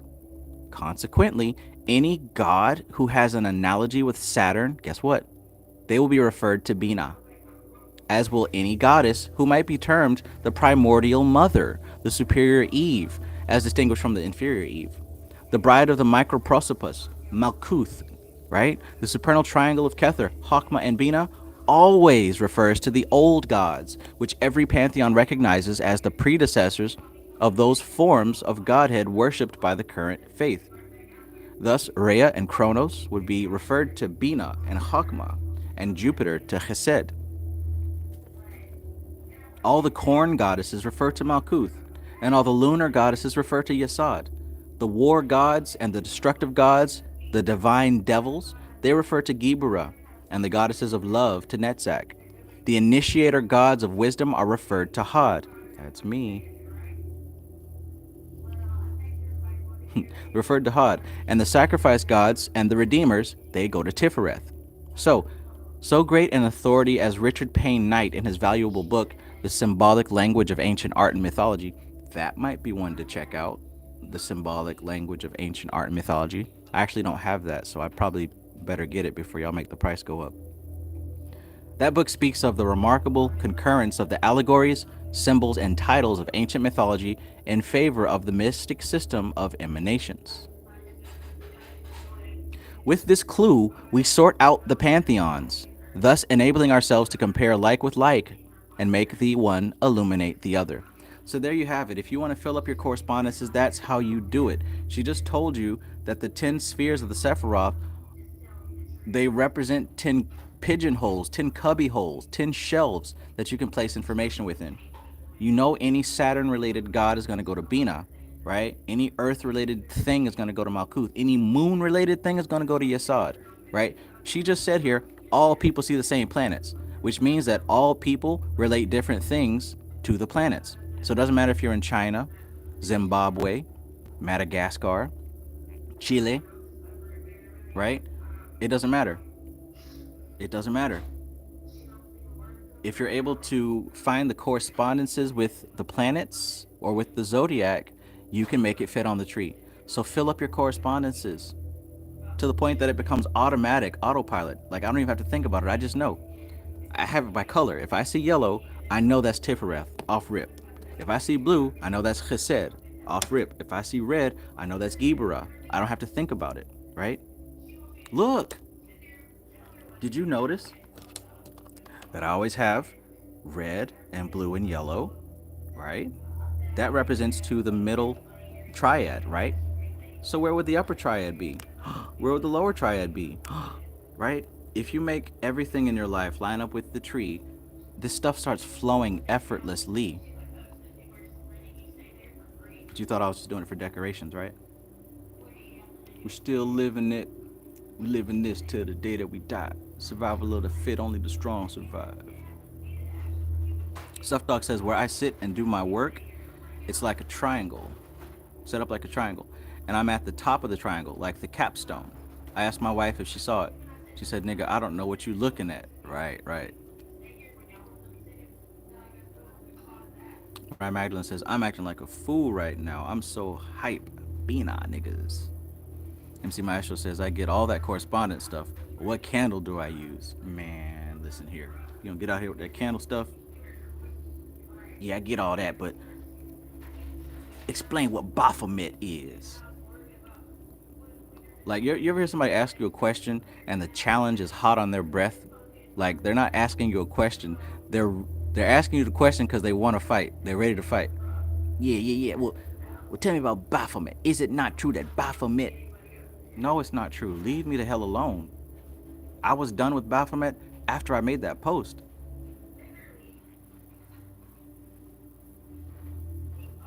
Beautiful stuff. Beautiful stuff. So let's continue.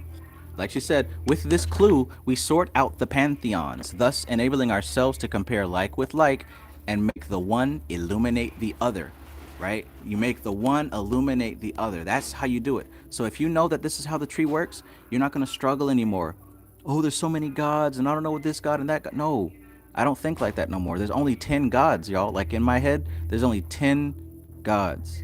There's a moon god, a sun god, a Mars god, a Mercury god, a Jupiter god, a Earth god, etc. ad nauseum. So whenever I hear about a deity or a superhero or even a person or whatever, I look for their relationship to the whole system. And when I find that, I know what power I'm dealing with. So eventually, you stop even dealing with people anymore, right? Most people are little Malkuth pieces. But every now and then you'll meet someone who's a Tifereth, who's a Gibera, who's a Chesed, and you know how to work with them, right? If I know who I am, right, most of the time I'm a Had energy. Sometimes I'm a Tifereth, right? Sometimes I'm a lowly Malkuth. Sometimes I'm a fascinating and beautiful Bina. But what really matters is the relationship with the rest of the environment. That's how you're able to channel the energy correctly. You're not one thing all the time. Oh, I'm a Christ consciousness, right? You walk around thinking you're Christ consciousness 24/7. You're not circulating the flow. It's about circulation. Just like the heart beats and flows the blood up and down through the body.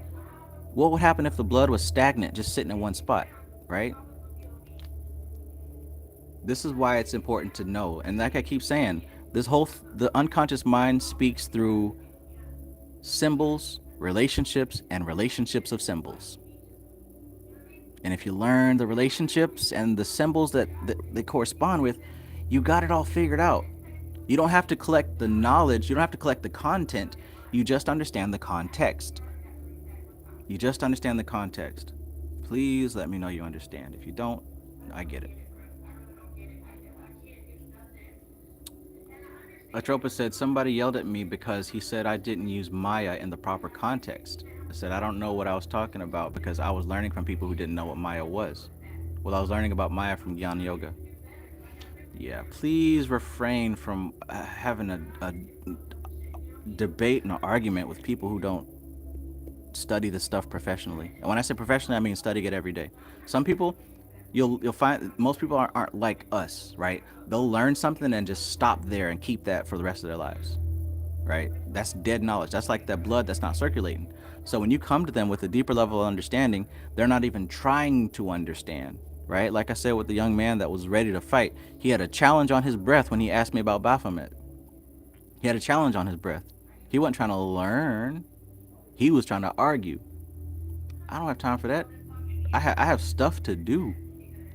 Likewise, with that fellow that you're talking about, I bet you if during that conversation you paid attention to his body language and his inflections, he was also probably ready to fight. Wasn't trying to hear what you had to say at all. You gotta learn how to pick them folks out because that's a waste of energy. That's a waste of energy. Mariah Magdalene says this shit is so fascinating. Hell yes. Useless Familiar says, so Superman is Tifereth. Absolutely. Alligator says, do we take into consideration of the gods on the Qliphothic side also? Well, here's the thing. The relationship is the same. You still got those 10 spheres. The Qliphoth is still the tree. The same way that the tree is Asaya, Yetzirah, Bria, and Atziluth, and the Qliphoth, it's that same relationship. So it doesn't matter which tree. The relationship will always be the same. And that's what's so beautiful about this system. That's what makes it a system. That's the baseline, right? As long as we got that baseline, we can build on top of it because it's a strong, solid baseline. If it were to change because it was the Qliphoth, then something's got to give. Either the Qliphoth is not official or the tree doesn't hold up. Does that make sense? MC Maestro says, the red flag for me is when someone starts to question with, do you think... Yeah, man. Yeah, man. I can tell immediately. And if somebody approaches me like that, I'm gonna just give them what they want. I don't know. I'm ignorant to whatever it is you're talking about. You automatically win.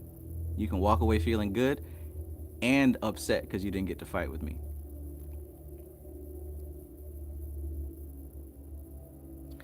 Will says, I don't know who had this book before me, but after this chapter, they tagged this book up like the set from chapter 13 all the way to HUD. Well, damn. The UAKU says, how do we recognize the patterns and symbols that the subconscious uses to communicate? Well, here's the thing. You're never out of it. It's always happening at all times. Like it's happening right now. It's happening right now. The thing is, you've got to learn how to decipher what it means to you. Look for recurring. It's called a pattern because it repeats, right? Look at what repeats. Pay attention. Now, as I said in my consultation earlier today, it's a conversation, right? It's not like you're just being screamed at by the unconscious mind. It's a back and forth.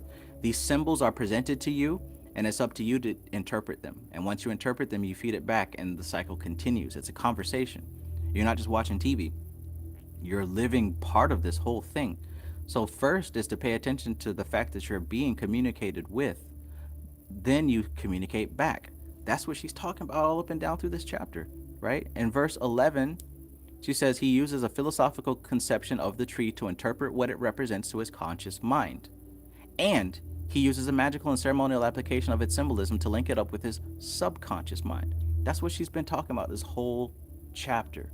It's a conversation. It's a back and forth. Analyze the recurring symbols, figure out what they mean, and then try to feed it back.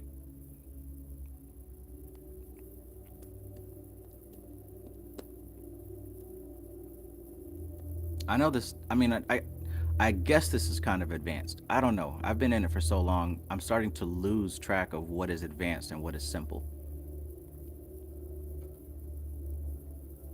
Zaire Anu says, this breakdown is helping me understand a lot more. Excellent. Good. I'm glad that I did this because I was going to not do it. I was going to be like, I only got 1 hour sleep. I'm going to play Fortnite and pass out. But no.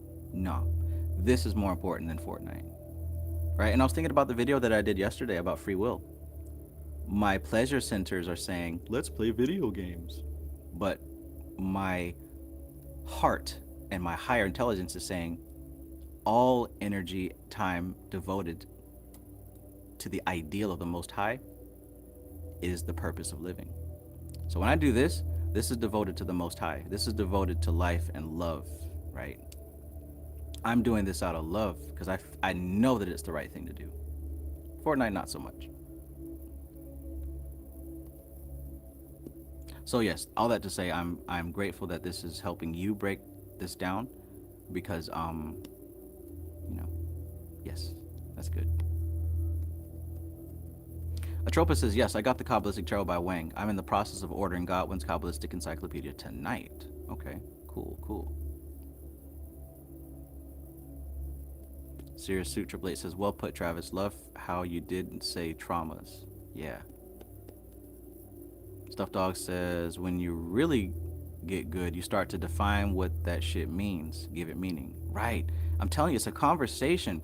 And just like with any new person that you meet, or even like say, do you remember the first time talking to your parents as an adult? Do you remember that? Do you remember when the conversation changed from you just being a little kid to seeing your parents eye to eye? Or maybe that's never happened. Hecate, good evening. Hecate is putting that gold book to use. She's shaving off big money. Excellent work. Had that man drop the price on it. Hell yeah, the gold book plus that Libra Lilith book you got, man. I gotta stop teaching you this stuff. No more gold book, because you're gonna end up ruling the world before I do.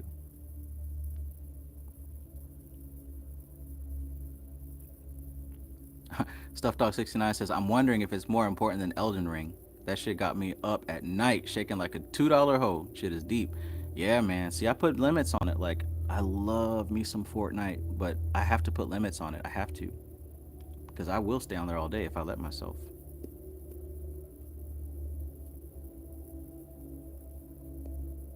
Yeah, Hecate, I think we done with neurosemantics with you. No more neurosemantics. No more science of influence for you.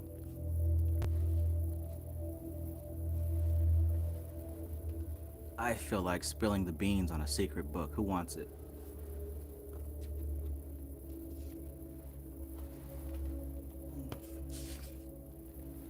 Well, it isn't really so secret, but if you guys are serious about this stuff, you want to read as much as you can, all right? Check out this book called Influence, right? This is the second edition. I got both of them. The first one I have is highlighted to hell and back, but this one does have some extra information that's more modern. This is a really good book, y'all. Really good book. Now, what I would recommend is getting this, but also getting the Cliff Notes version as well. Not instead of, get them both. Get the full book of Influence and also get the summary, the Cliff Notes. Why? Because it'll help you kind of just go back and forth and learn this stuff. This is a powerful book. It is the Bible of marketing. One of the Bibles of marketing. I will not ever share all of them, but since you guys seem to be doing pretty well so far with the gold book, I think I'll let some more come out.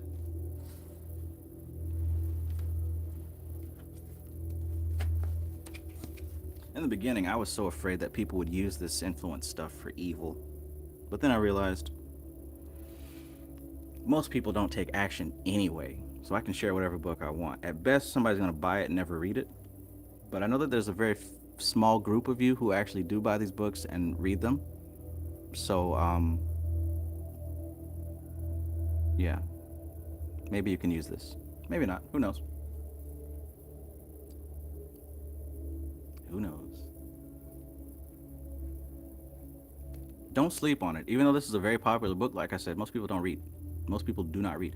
And if you're not a marketer, then it probably won't serve you. However, every human being is susceptible to influence.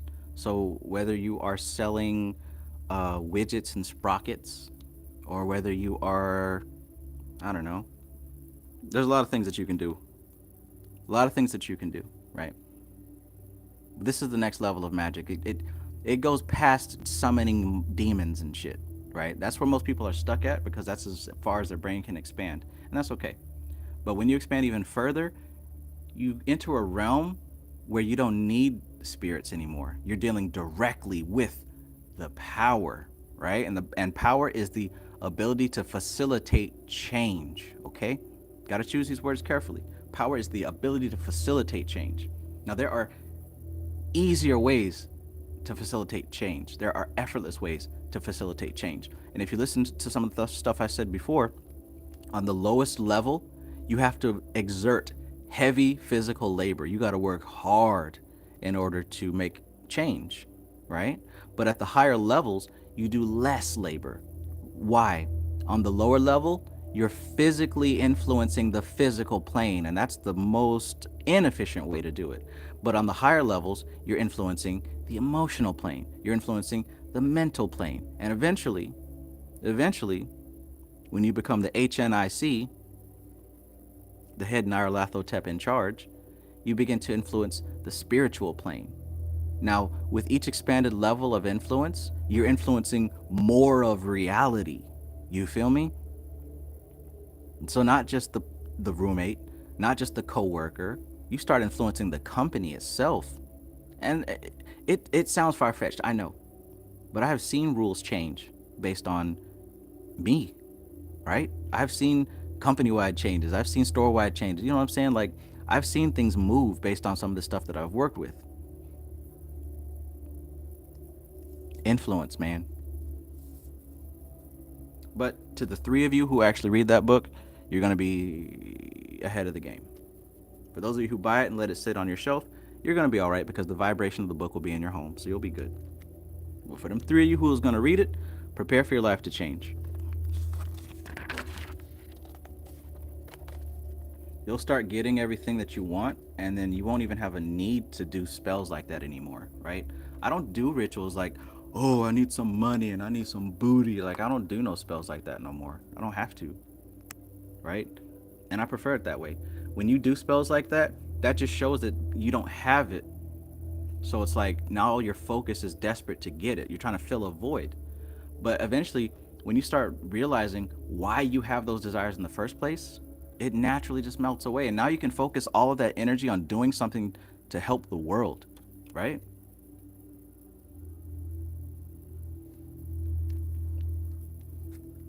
And it might sound cheesy, like, oh, you might think, oh, I'm never gonna want to help the world. But you start to understand, like, we really are connected, right? If I said that at a higher level, you begin to influence people at large, well, then the only reason that you'd be able to do that is if you are connected to people at large, right? We are something like an organism, different parts of the body. So to ascend and be able to have massive influence, yet neglect the fact that you are part of a body, that's suicide, that's cancer, right? Eventually you will eliminate yourself.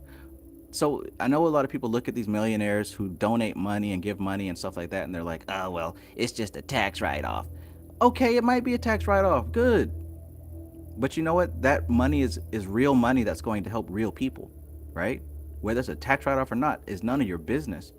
But they are actually doing what they can. They're doing their part to help resolve karma. Because you get to a certain level where that's unavoidable. There ain't no Scrooge McDuck sitting somewhere with a room full of gold doubloons just sitting there. No, their currency is flowing, it's moving, it's flowing because it's alive. Oh, goodness gracious. Did I spill too many beans? I gotta stop doing that. Here's a hint though. If I'm dropping something that I normally wouldn't drop, that means I done found some hot sauce. Hot sauce. Sunshine Chick, if you're still in here, you done gave me some hot sauce swag in the bag. Or whatever Hillary Clinton says. MC Marshall says you become the Asaya Correspondence. Yes. Yes. You like hot fudge sundaes? Atropa says, no, I buy, read them, and put them into practice. I read all the time, 5 to 6 hours a day. Hell yeah, hell yeah. Well, this is something that can possibly change your life with plenty of examples. Like I said, there's an old version and a new version. It doesn't matter which one you get. The new version has a little bit extra stuff in it. Get the Cliff Notes as well. That's what really helped me. It should help you too. Rimstar Film says, market a better product to your emotion field. Yeah, you could use it on yourself as well, if that's what you're getting at. MC Maestro says, I'm currently reading a book about the secret assignment. Ah, you remember. Stuff Dog says, I'm trying to be the master of the universe, so I'm in. I see the power within, and I'm trying at all costs to amplify it, no matter the cost. You'll learn some things about yourself in this book, that's for sure. Will Trent says, uh-oh, the book is on Audible, and I got 3 credits. Here we go. MC Maestro says, with mastery, I can help the world and get babes at the same time. Here we go. HNIC, Head Nyarlathotep in charge. It's like rain on your wedding day. It's a free ride when you're already late.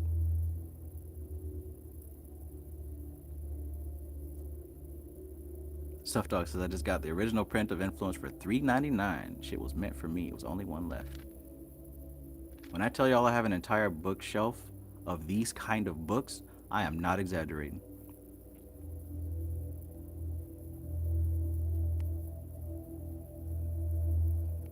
Okay, let's go. Stuff Dog says, put the Cliff Notes back up, Trav. I can't find it on Amazon. I don't know. I was in the mood to flash my stuff, but now I'm out of the mood. I'll send it to you in DM.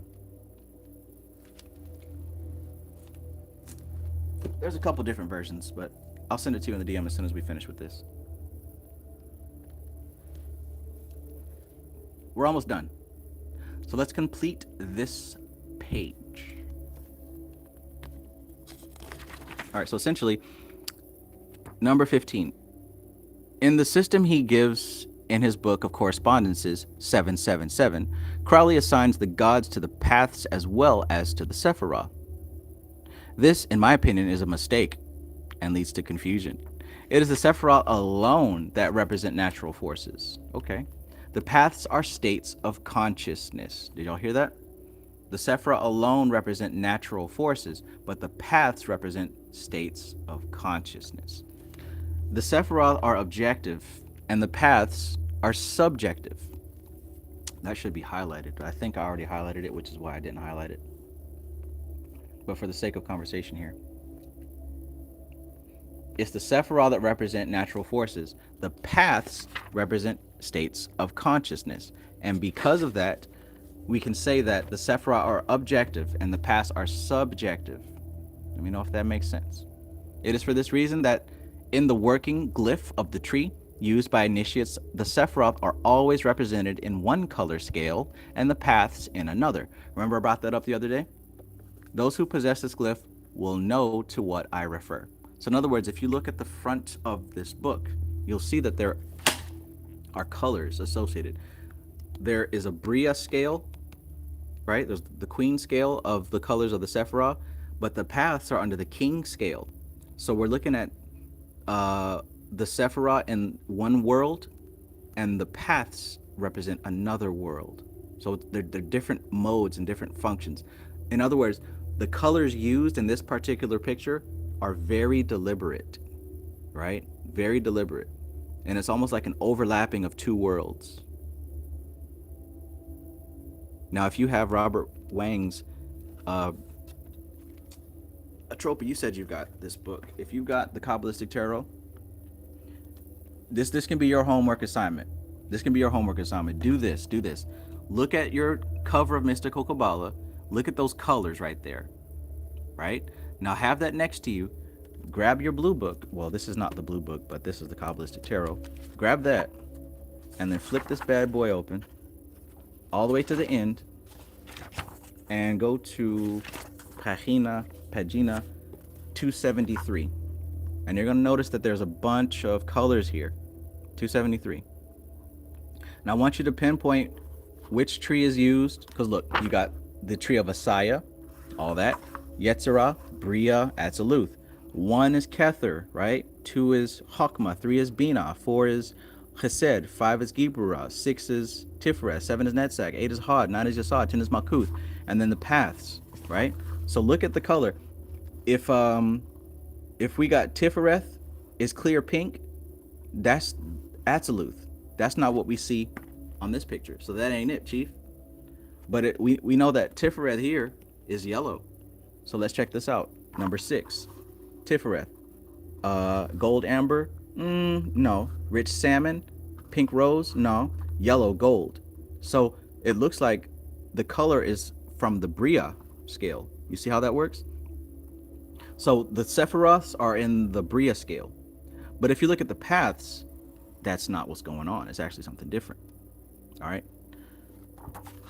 And if you really pay attention, since you have this book anyway, if you go to this page right here in the very beginning, you'll notice that the color scheme is different. You see? Look.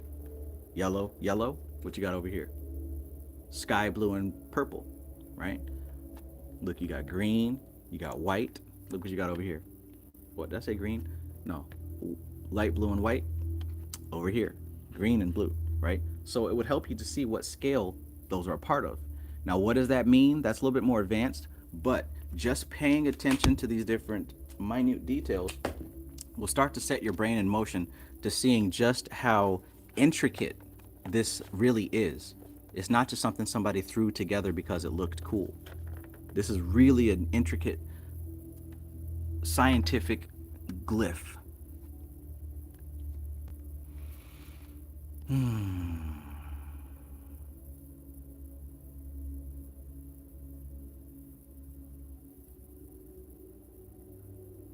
Wyatt B says, my aunt sadly did not understand that Baphomet is friend and not foe. Here we go. Aww. And we love you too, Caesar and Mariah. Did they leave? Did they leave together? What's going on? What's going on? Going on? Sly says pahina is how you pronounce pahina as in page. Emphasis on the first pahina. Thank you. My Espanol is a little bit rusty. I haven't had to use it since high school. And that was quite a while ago. One says, I have this book, but I feel a sense of intimidation about reading it, almost as if I'm not ready to read it. Have you ever experienced this? Absolutely, I experienced this the first time I read it. And then I read it like 6 more times. Just do it, man. Just do it. Are you going to lose anything by doing it? Most people who do stuff and are successful aren't ready, right? I'm hardly ever ready for anything. I don't know what the hell I'm doing, but I do it and I figure it out as I go, and it works because I don't believe in failure. I don't believe that I'm going to fail. It's not possible. What I have received is beyond me, right? It doesn't come from my body pleasure. It doesn't come from my ego. It comes from something that is much greater, alligator, right? So I don't believe in failure. I just do it because I trust that it's going to work out. Not only do I trust, I already know it does. I already know it will. So yeah, some things are intimidating and sometimes I might hesitate a little bit, but I ain't never going to not do it. Think about how much further you will be after trying it, after attempting it. You might not understand 90% of the book, but hey, you're going to get that 10%. That's what happened to me when I first got this book. I didn't understand 90%, but you know what? I learned the names of the Sephiroth, and that was a start, right? I started learning different things. That was a start. Then I went back, and now I understood 20%. Now 50%. This time around, I can rightly say 90% of this book I understand.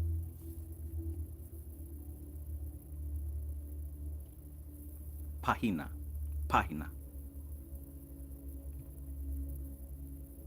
Wyatt B says, Trav, do you know who Yaki Awakened is? And if you do you endorse him? I met him in Atlanta. My cousin watches him. I mean, I heard him talk about some healthy food before. I don't really know enough about him to make any kind of judgment whatsoever. Stuffed Dog says, I bought my Baphomet shirts because I've been feeling like my environment has been antagonistic to me. So I thought I'd get a little payback. Uh-oh. Your friend Atins says, I've been watching you since 2020 and I feel like your sense of humor is really shining through these days. You're so much fun to study with, a complete honor. Aw, thank you very much. That's cool. Thank you. I guess I'm a little less nervous about what people would think about me.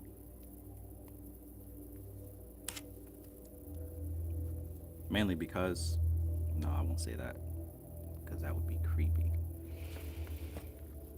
I know that my thoughts are very heavy and they travel far. So it helps when I determine what should be thought about me. I can't believe it. I need that medicine. All right, let's wrap this up. I feel like as we get closer to the end, I delay because I don't want it to be over. Oh, cool. The likes and the views match. Let's get started here with the end. So, 16. The paths themselves, in my opinion, should be regarded as under the direct presidency of the holy names governing their Sephirotic attributions only, and should not be confused with other pantheons. For although we may go to other systems for intellectual enlightenment, for intellectual enlightenment, we are unwise to attempt to mix the methods of practical working and unfoldment of consciousness.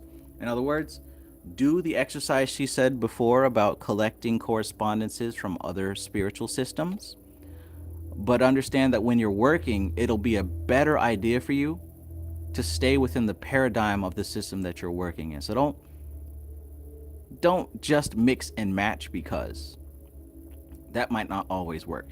Because even though, like I said before, they're different names for the same cosmic energy doesn't come in fat chunks. It comes blended, right?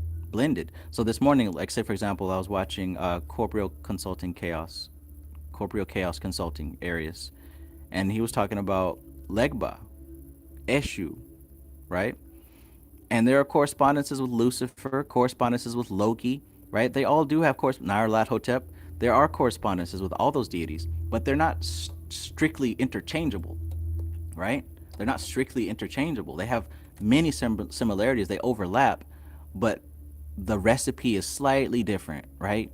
I read or I saw that you can drink Coca-Cola from Walmart. You can buy it in a can, and if you live close to Atlanta, it's probably going to taste really good. But if you get it from McDonald's, the water comes through their tap, right? So it tastes a little bit differently.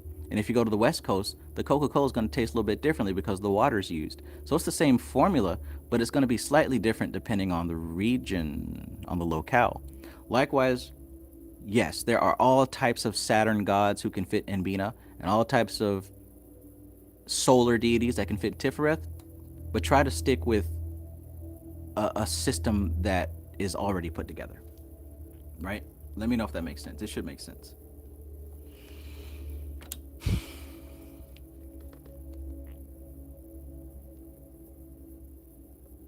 And she's referring to the paths when she says that, because the paths are subjective.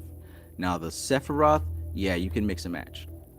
But I think all of us here right now are strictly working with the Sephiroth and not the paths. There might be like 3 of y'all, 2 of y'all who don't comment ever, who's working with the paths.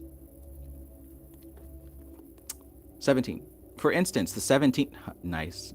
17. For instance, the 17th path between Tifereth and Bina is assigned by the Sefer Yetzirah to the element of air. Real quick, what is the tarot card between Tifereth and Bina, the 17th path? Who knows it? I have guessed that it is the Lovers. And I was correct. It is the Lovers. Very good. Okay, so yeah. As far as the tarot is concerned, that would be the Lovers. And also Gemini. For instance, the 17th path between Tifereth and Bina is assigned to the Sefer Yetzirah to the element of air. We are far wiser to work it with the right of the element of air and the holy names assigned thereto, and to approach it through the appropriate tattva. What? Miss Dion Fortune. You talking about the tattvas now? She said tattva? Is there a connection between the Vedic information and the Qabalah? Did she really just say what I think she did? the Tava, right? So look, we are far wiser to work it with the right of the element of air, right? Because it's associated with air, and the holy names assigned thereto, and to approach it through the appropriate tattva, rather than confuse the issue with the associations of the assorted collection of deities, Castor and Pollux, Janus, Apollo, Merti, and other incompatibles assigned to it by Crowley, whose correspondences present an inextricable tangle of associations. So let me go back over that what she said right then. So what she's saying here is the Sephiroth, the 10 spheres, yes, you can connect any kind of gods that fit. Please do that. But when we're talking about the paths, don't do that because it's a little bit different.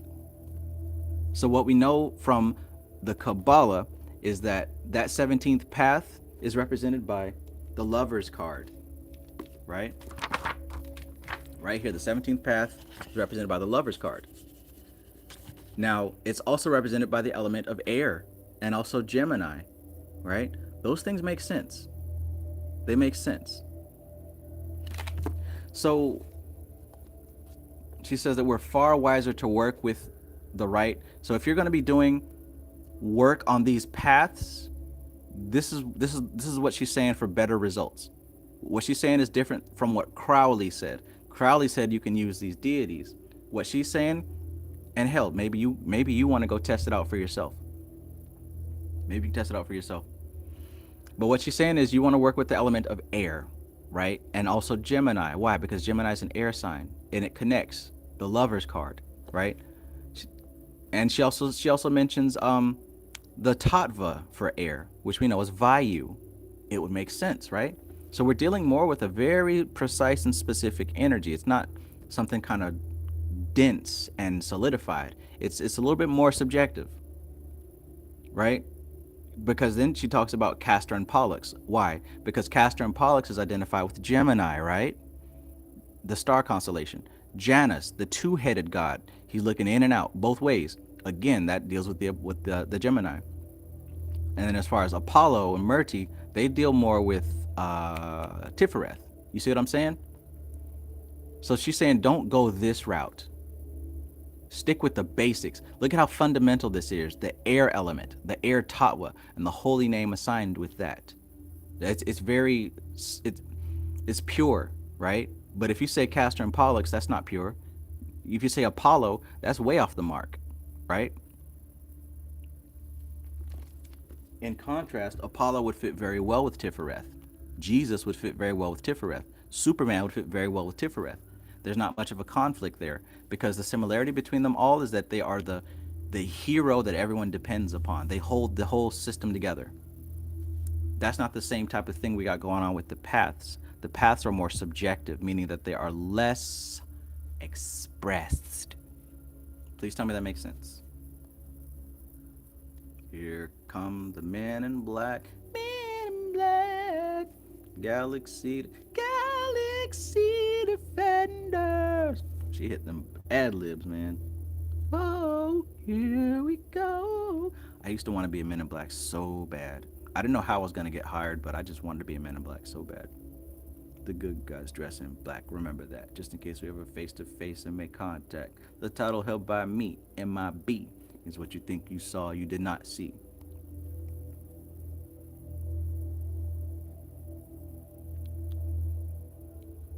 Oh, man. All right. All right.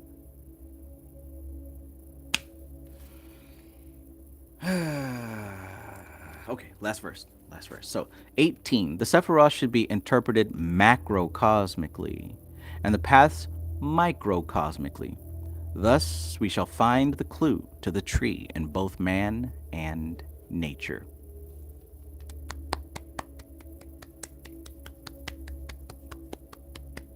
You get it? So this whole chapter was about the man's relation to the universe in his mind. Even primitive, so-called primitive man understood the connection between the mind and how we couldn't really see it, and also the spirit when a person died, and also the weather and nature and the cosmos. There's something connected between all those things. We just kind of know that automatically. And we have it within ourselves to create gods out of these forces, and we make them in our own image. Yet at the same time, we don't get it twisted.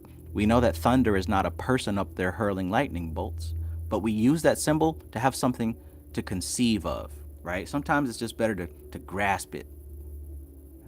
That's what she said. Sometimes it's better to just be able to hold the image in your mind, right? So if you take that as the basic and expand it into the future, this is where we get this magical practice, right? We're able to take these symbols and grab hold of them and understand that they represent cosmic forces. And if we learn how to organize this symbol system within our minds, we have a very real chance at this New World Order. They won't let you remember. Blah, blah.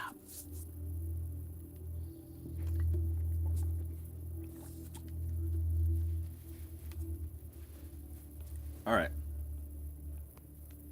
So hopefully you guys learned something. It is time to go.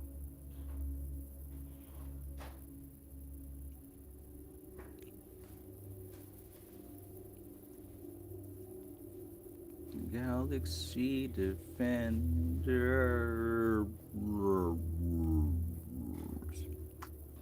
Okay, Stuffed Dog, if you're still here, I'll go ahead and show that Cliff Notes book. Won't let you remember. This is the Cliff Notes book if you care to get it. The version that I got is from Primal Reads. I got all of the Robert Greene books and also the summary of those two. It really helps because those books are really big. And if you kind of just want to brush over the 48 laws or the 33 strategies or the art of seduction, you can just kind of jump into it. Well, likewise with this, right? This has the major principles, right? As opportunities shrink, we crave them. Illegalizing something boosts its appeal. These are just little things that cause the human being to move.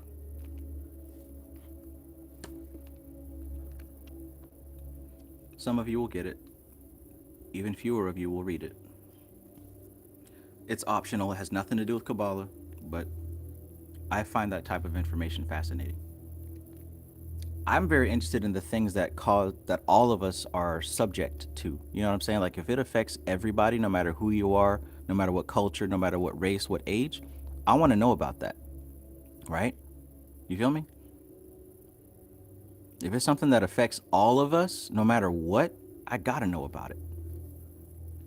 Because there's something behind that. There's something divine behind that.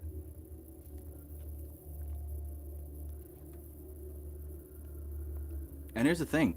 Don't even think that this is going to liberate you from it, because even though I know all this stuff about influence and whatever, I'm still susceptible to it, and I love it. Man, listen.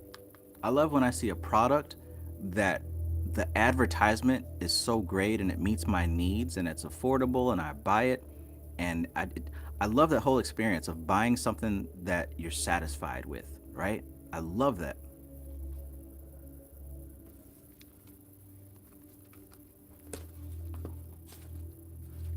It's just now it's no longer an unconscious process. I recognize when it happens. I recognize when I'm scrolling through my social media feed and I see something that catches my attention, and I try to remember what it was, and I try to analyze and think, why did I stop? What was the specific sequence of words or images that caused me to stop and break my routine and actually spend my money, right?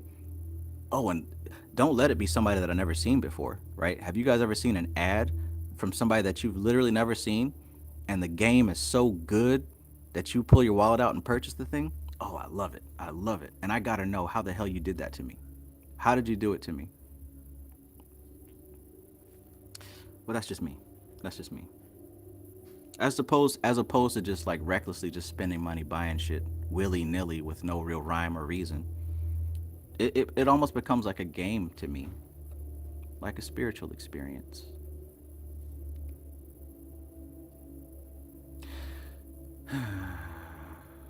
Timon. Good evening. Timon says, I'm currently looking at path number 6, represented by the Judgment card. The zodiac sign is the Libra scale. I'm looking at the card in relation to Gibra and Tifereth, which are both fire signs. Yeah. Judgment.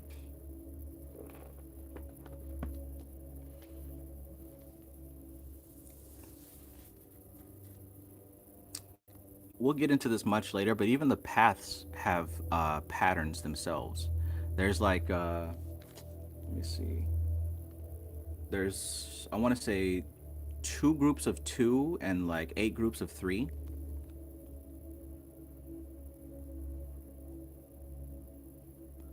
No, I'm a little bit off. Anyways, there's a couple of pairs that all connect with each other. And that's an easy way to remember each one of the paths offhand.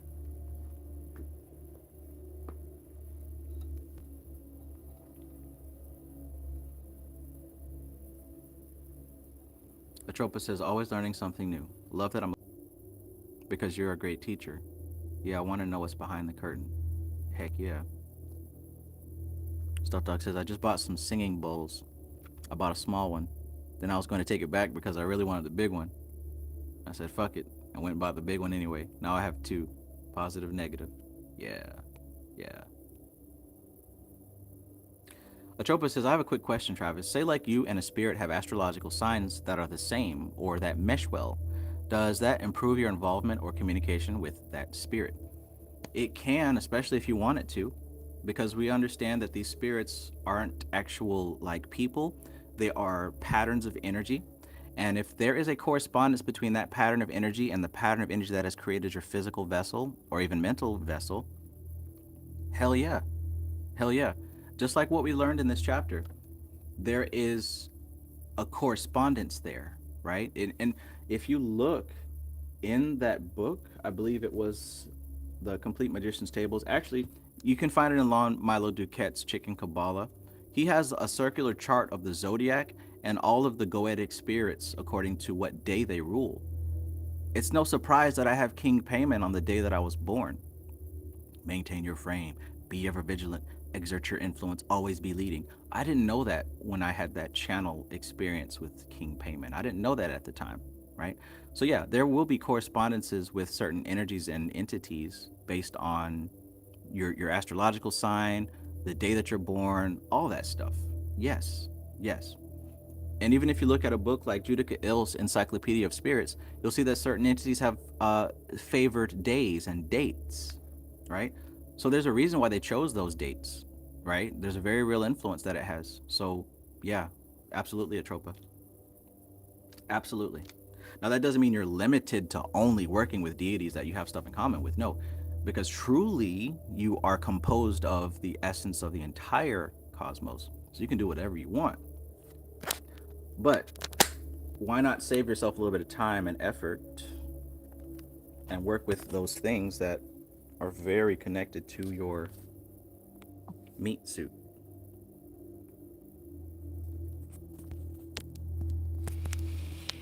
A doe, a deer, a female deer. Oh boy. Oh boy. I took a little bit of a break yesterday, but now it's back to work, which is cool, which is fine. If I was responsible, I'd go to sleep right now. We'll see how that turns out.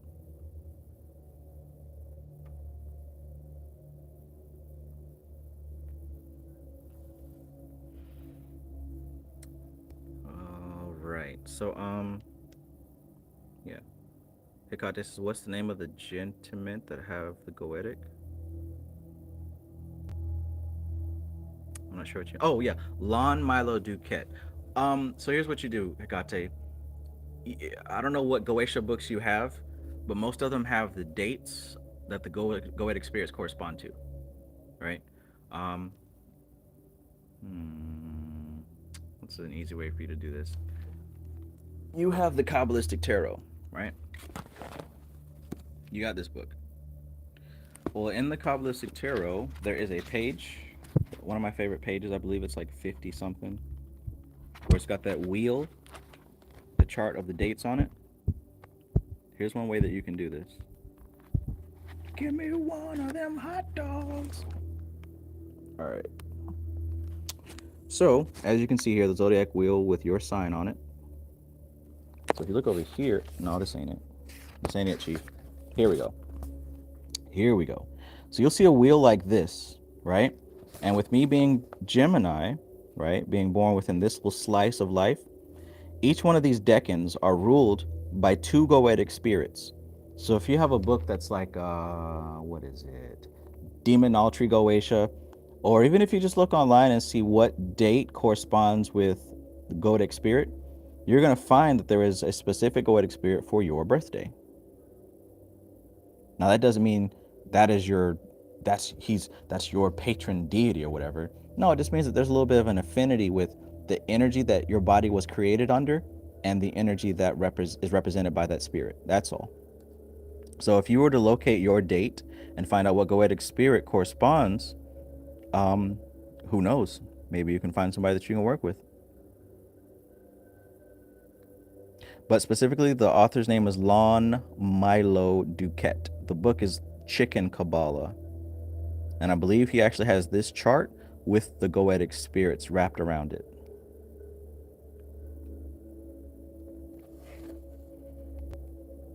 All right, but it's time for me to go.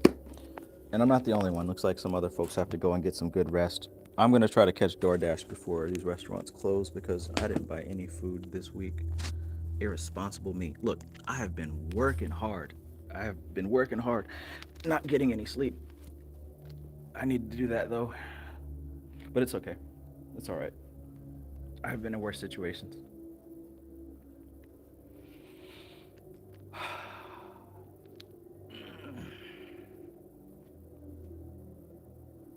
I get to dress like this every single day.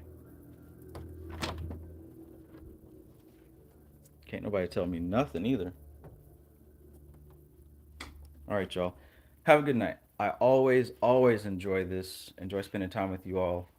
You know what I'm saying? I'm so happy. I'm still happy after all these years that there are people who appreciate this type of information because this is what I live for. This is what I do. And hey, I'm glad that you're here to experience it with me. Y'all have a great night. Have a great night. Stuffed Doll's about to jump on Elden Ring. I'm about to jump on some Fortnite.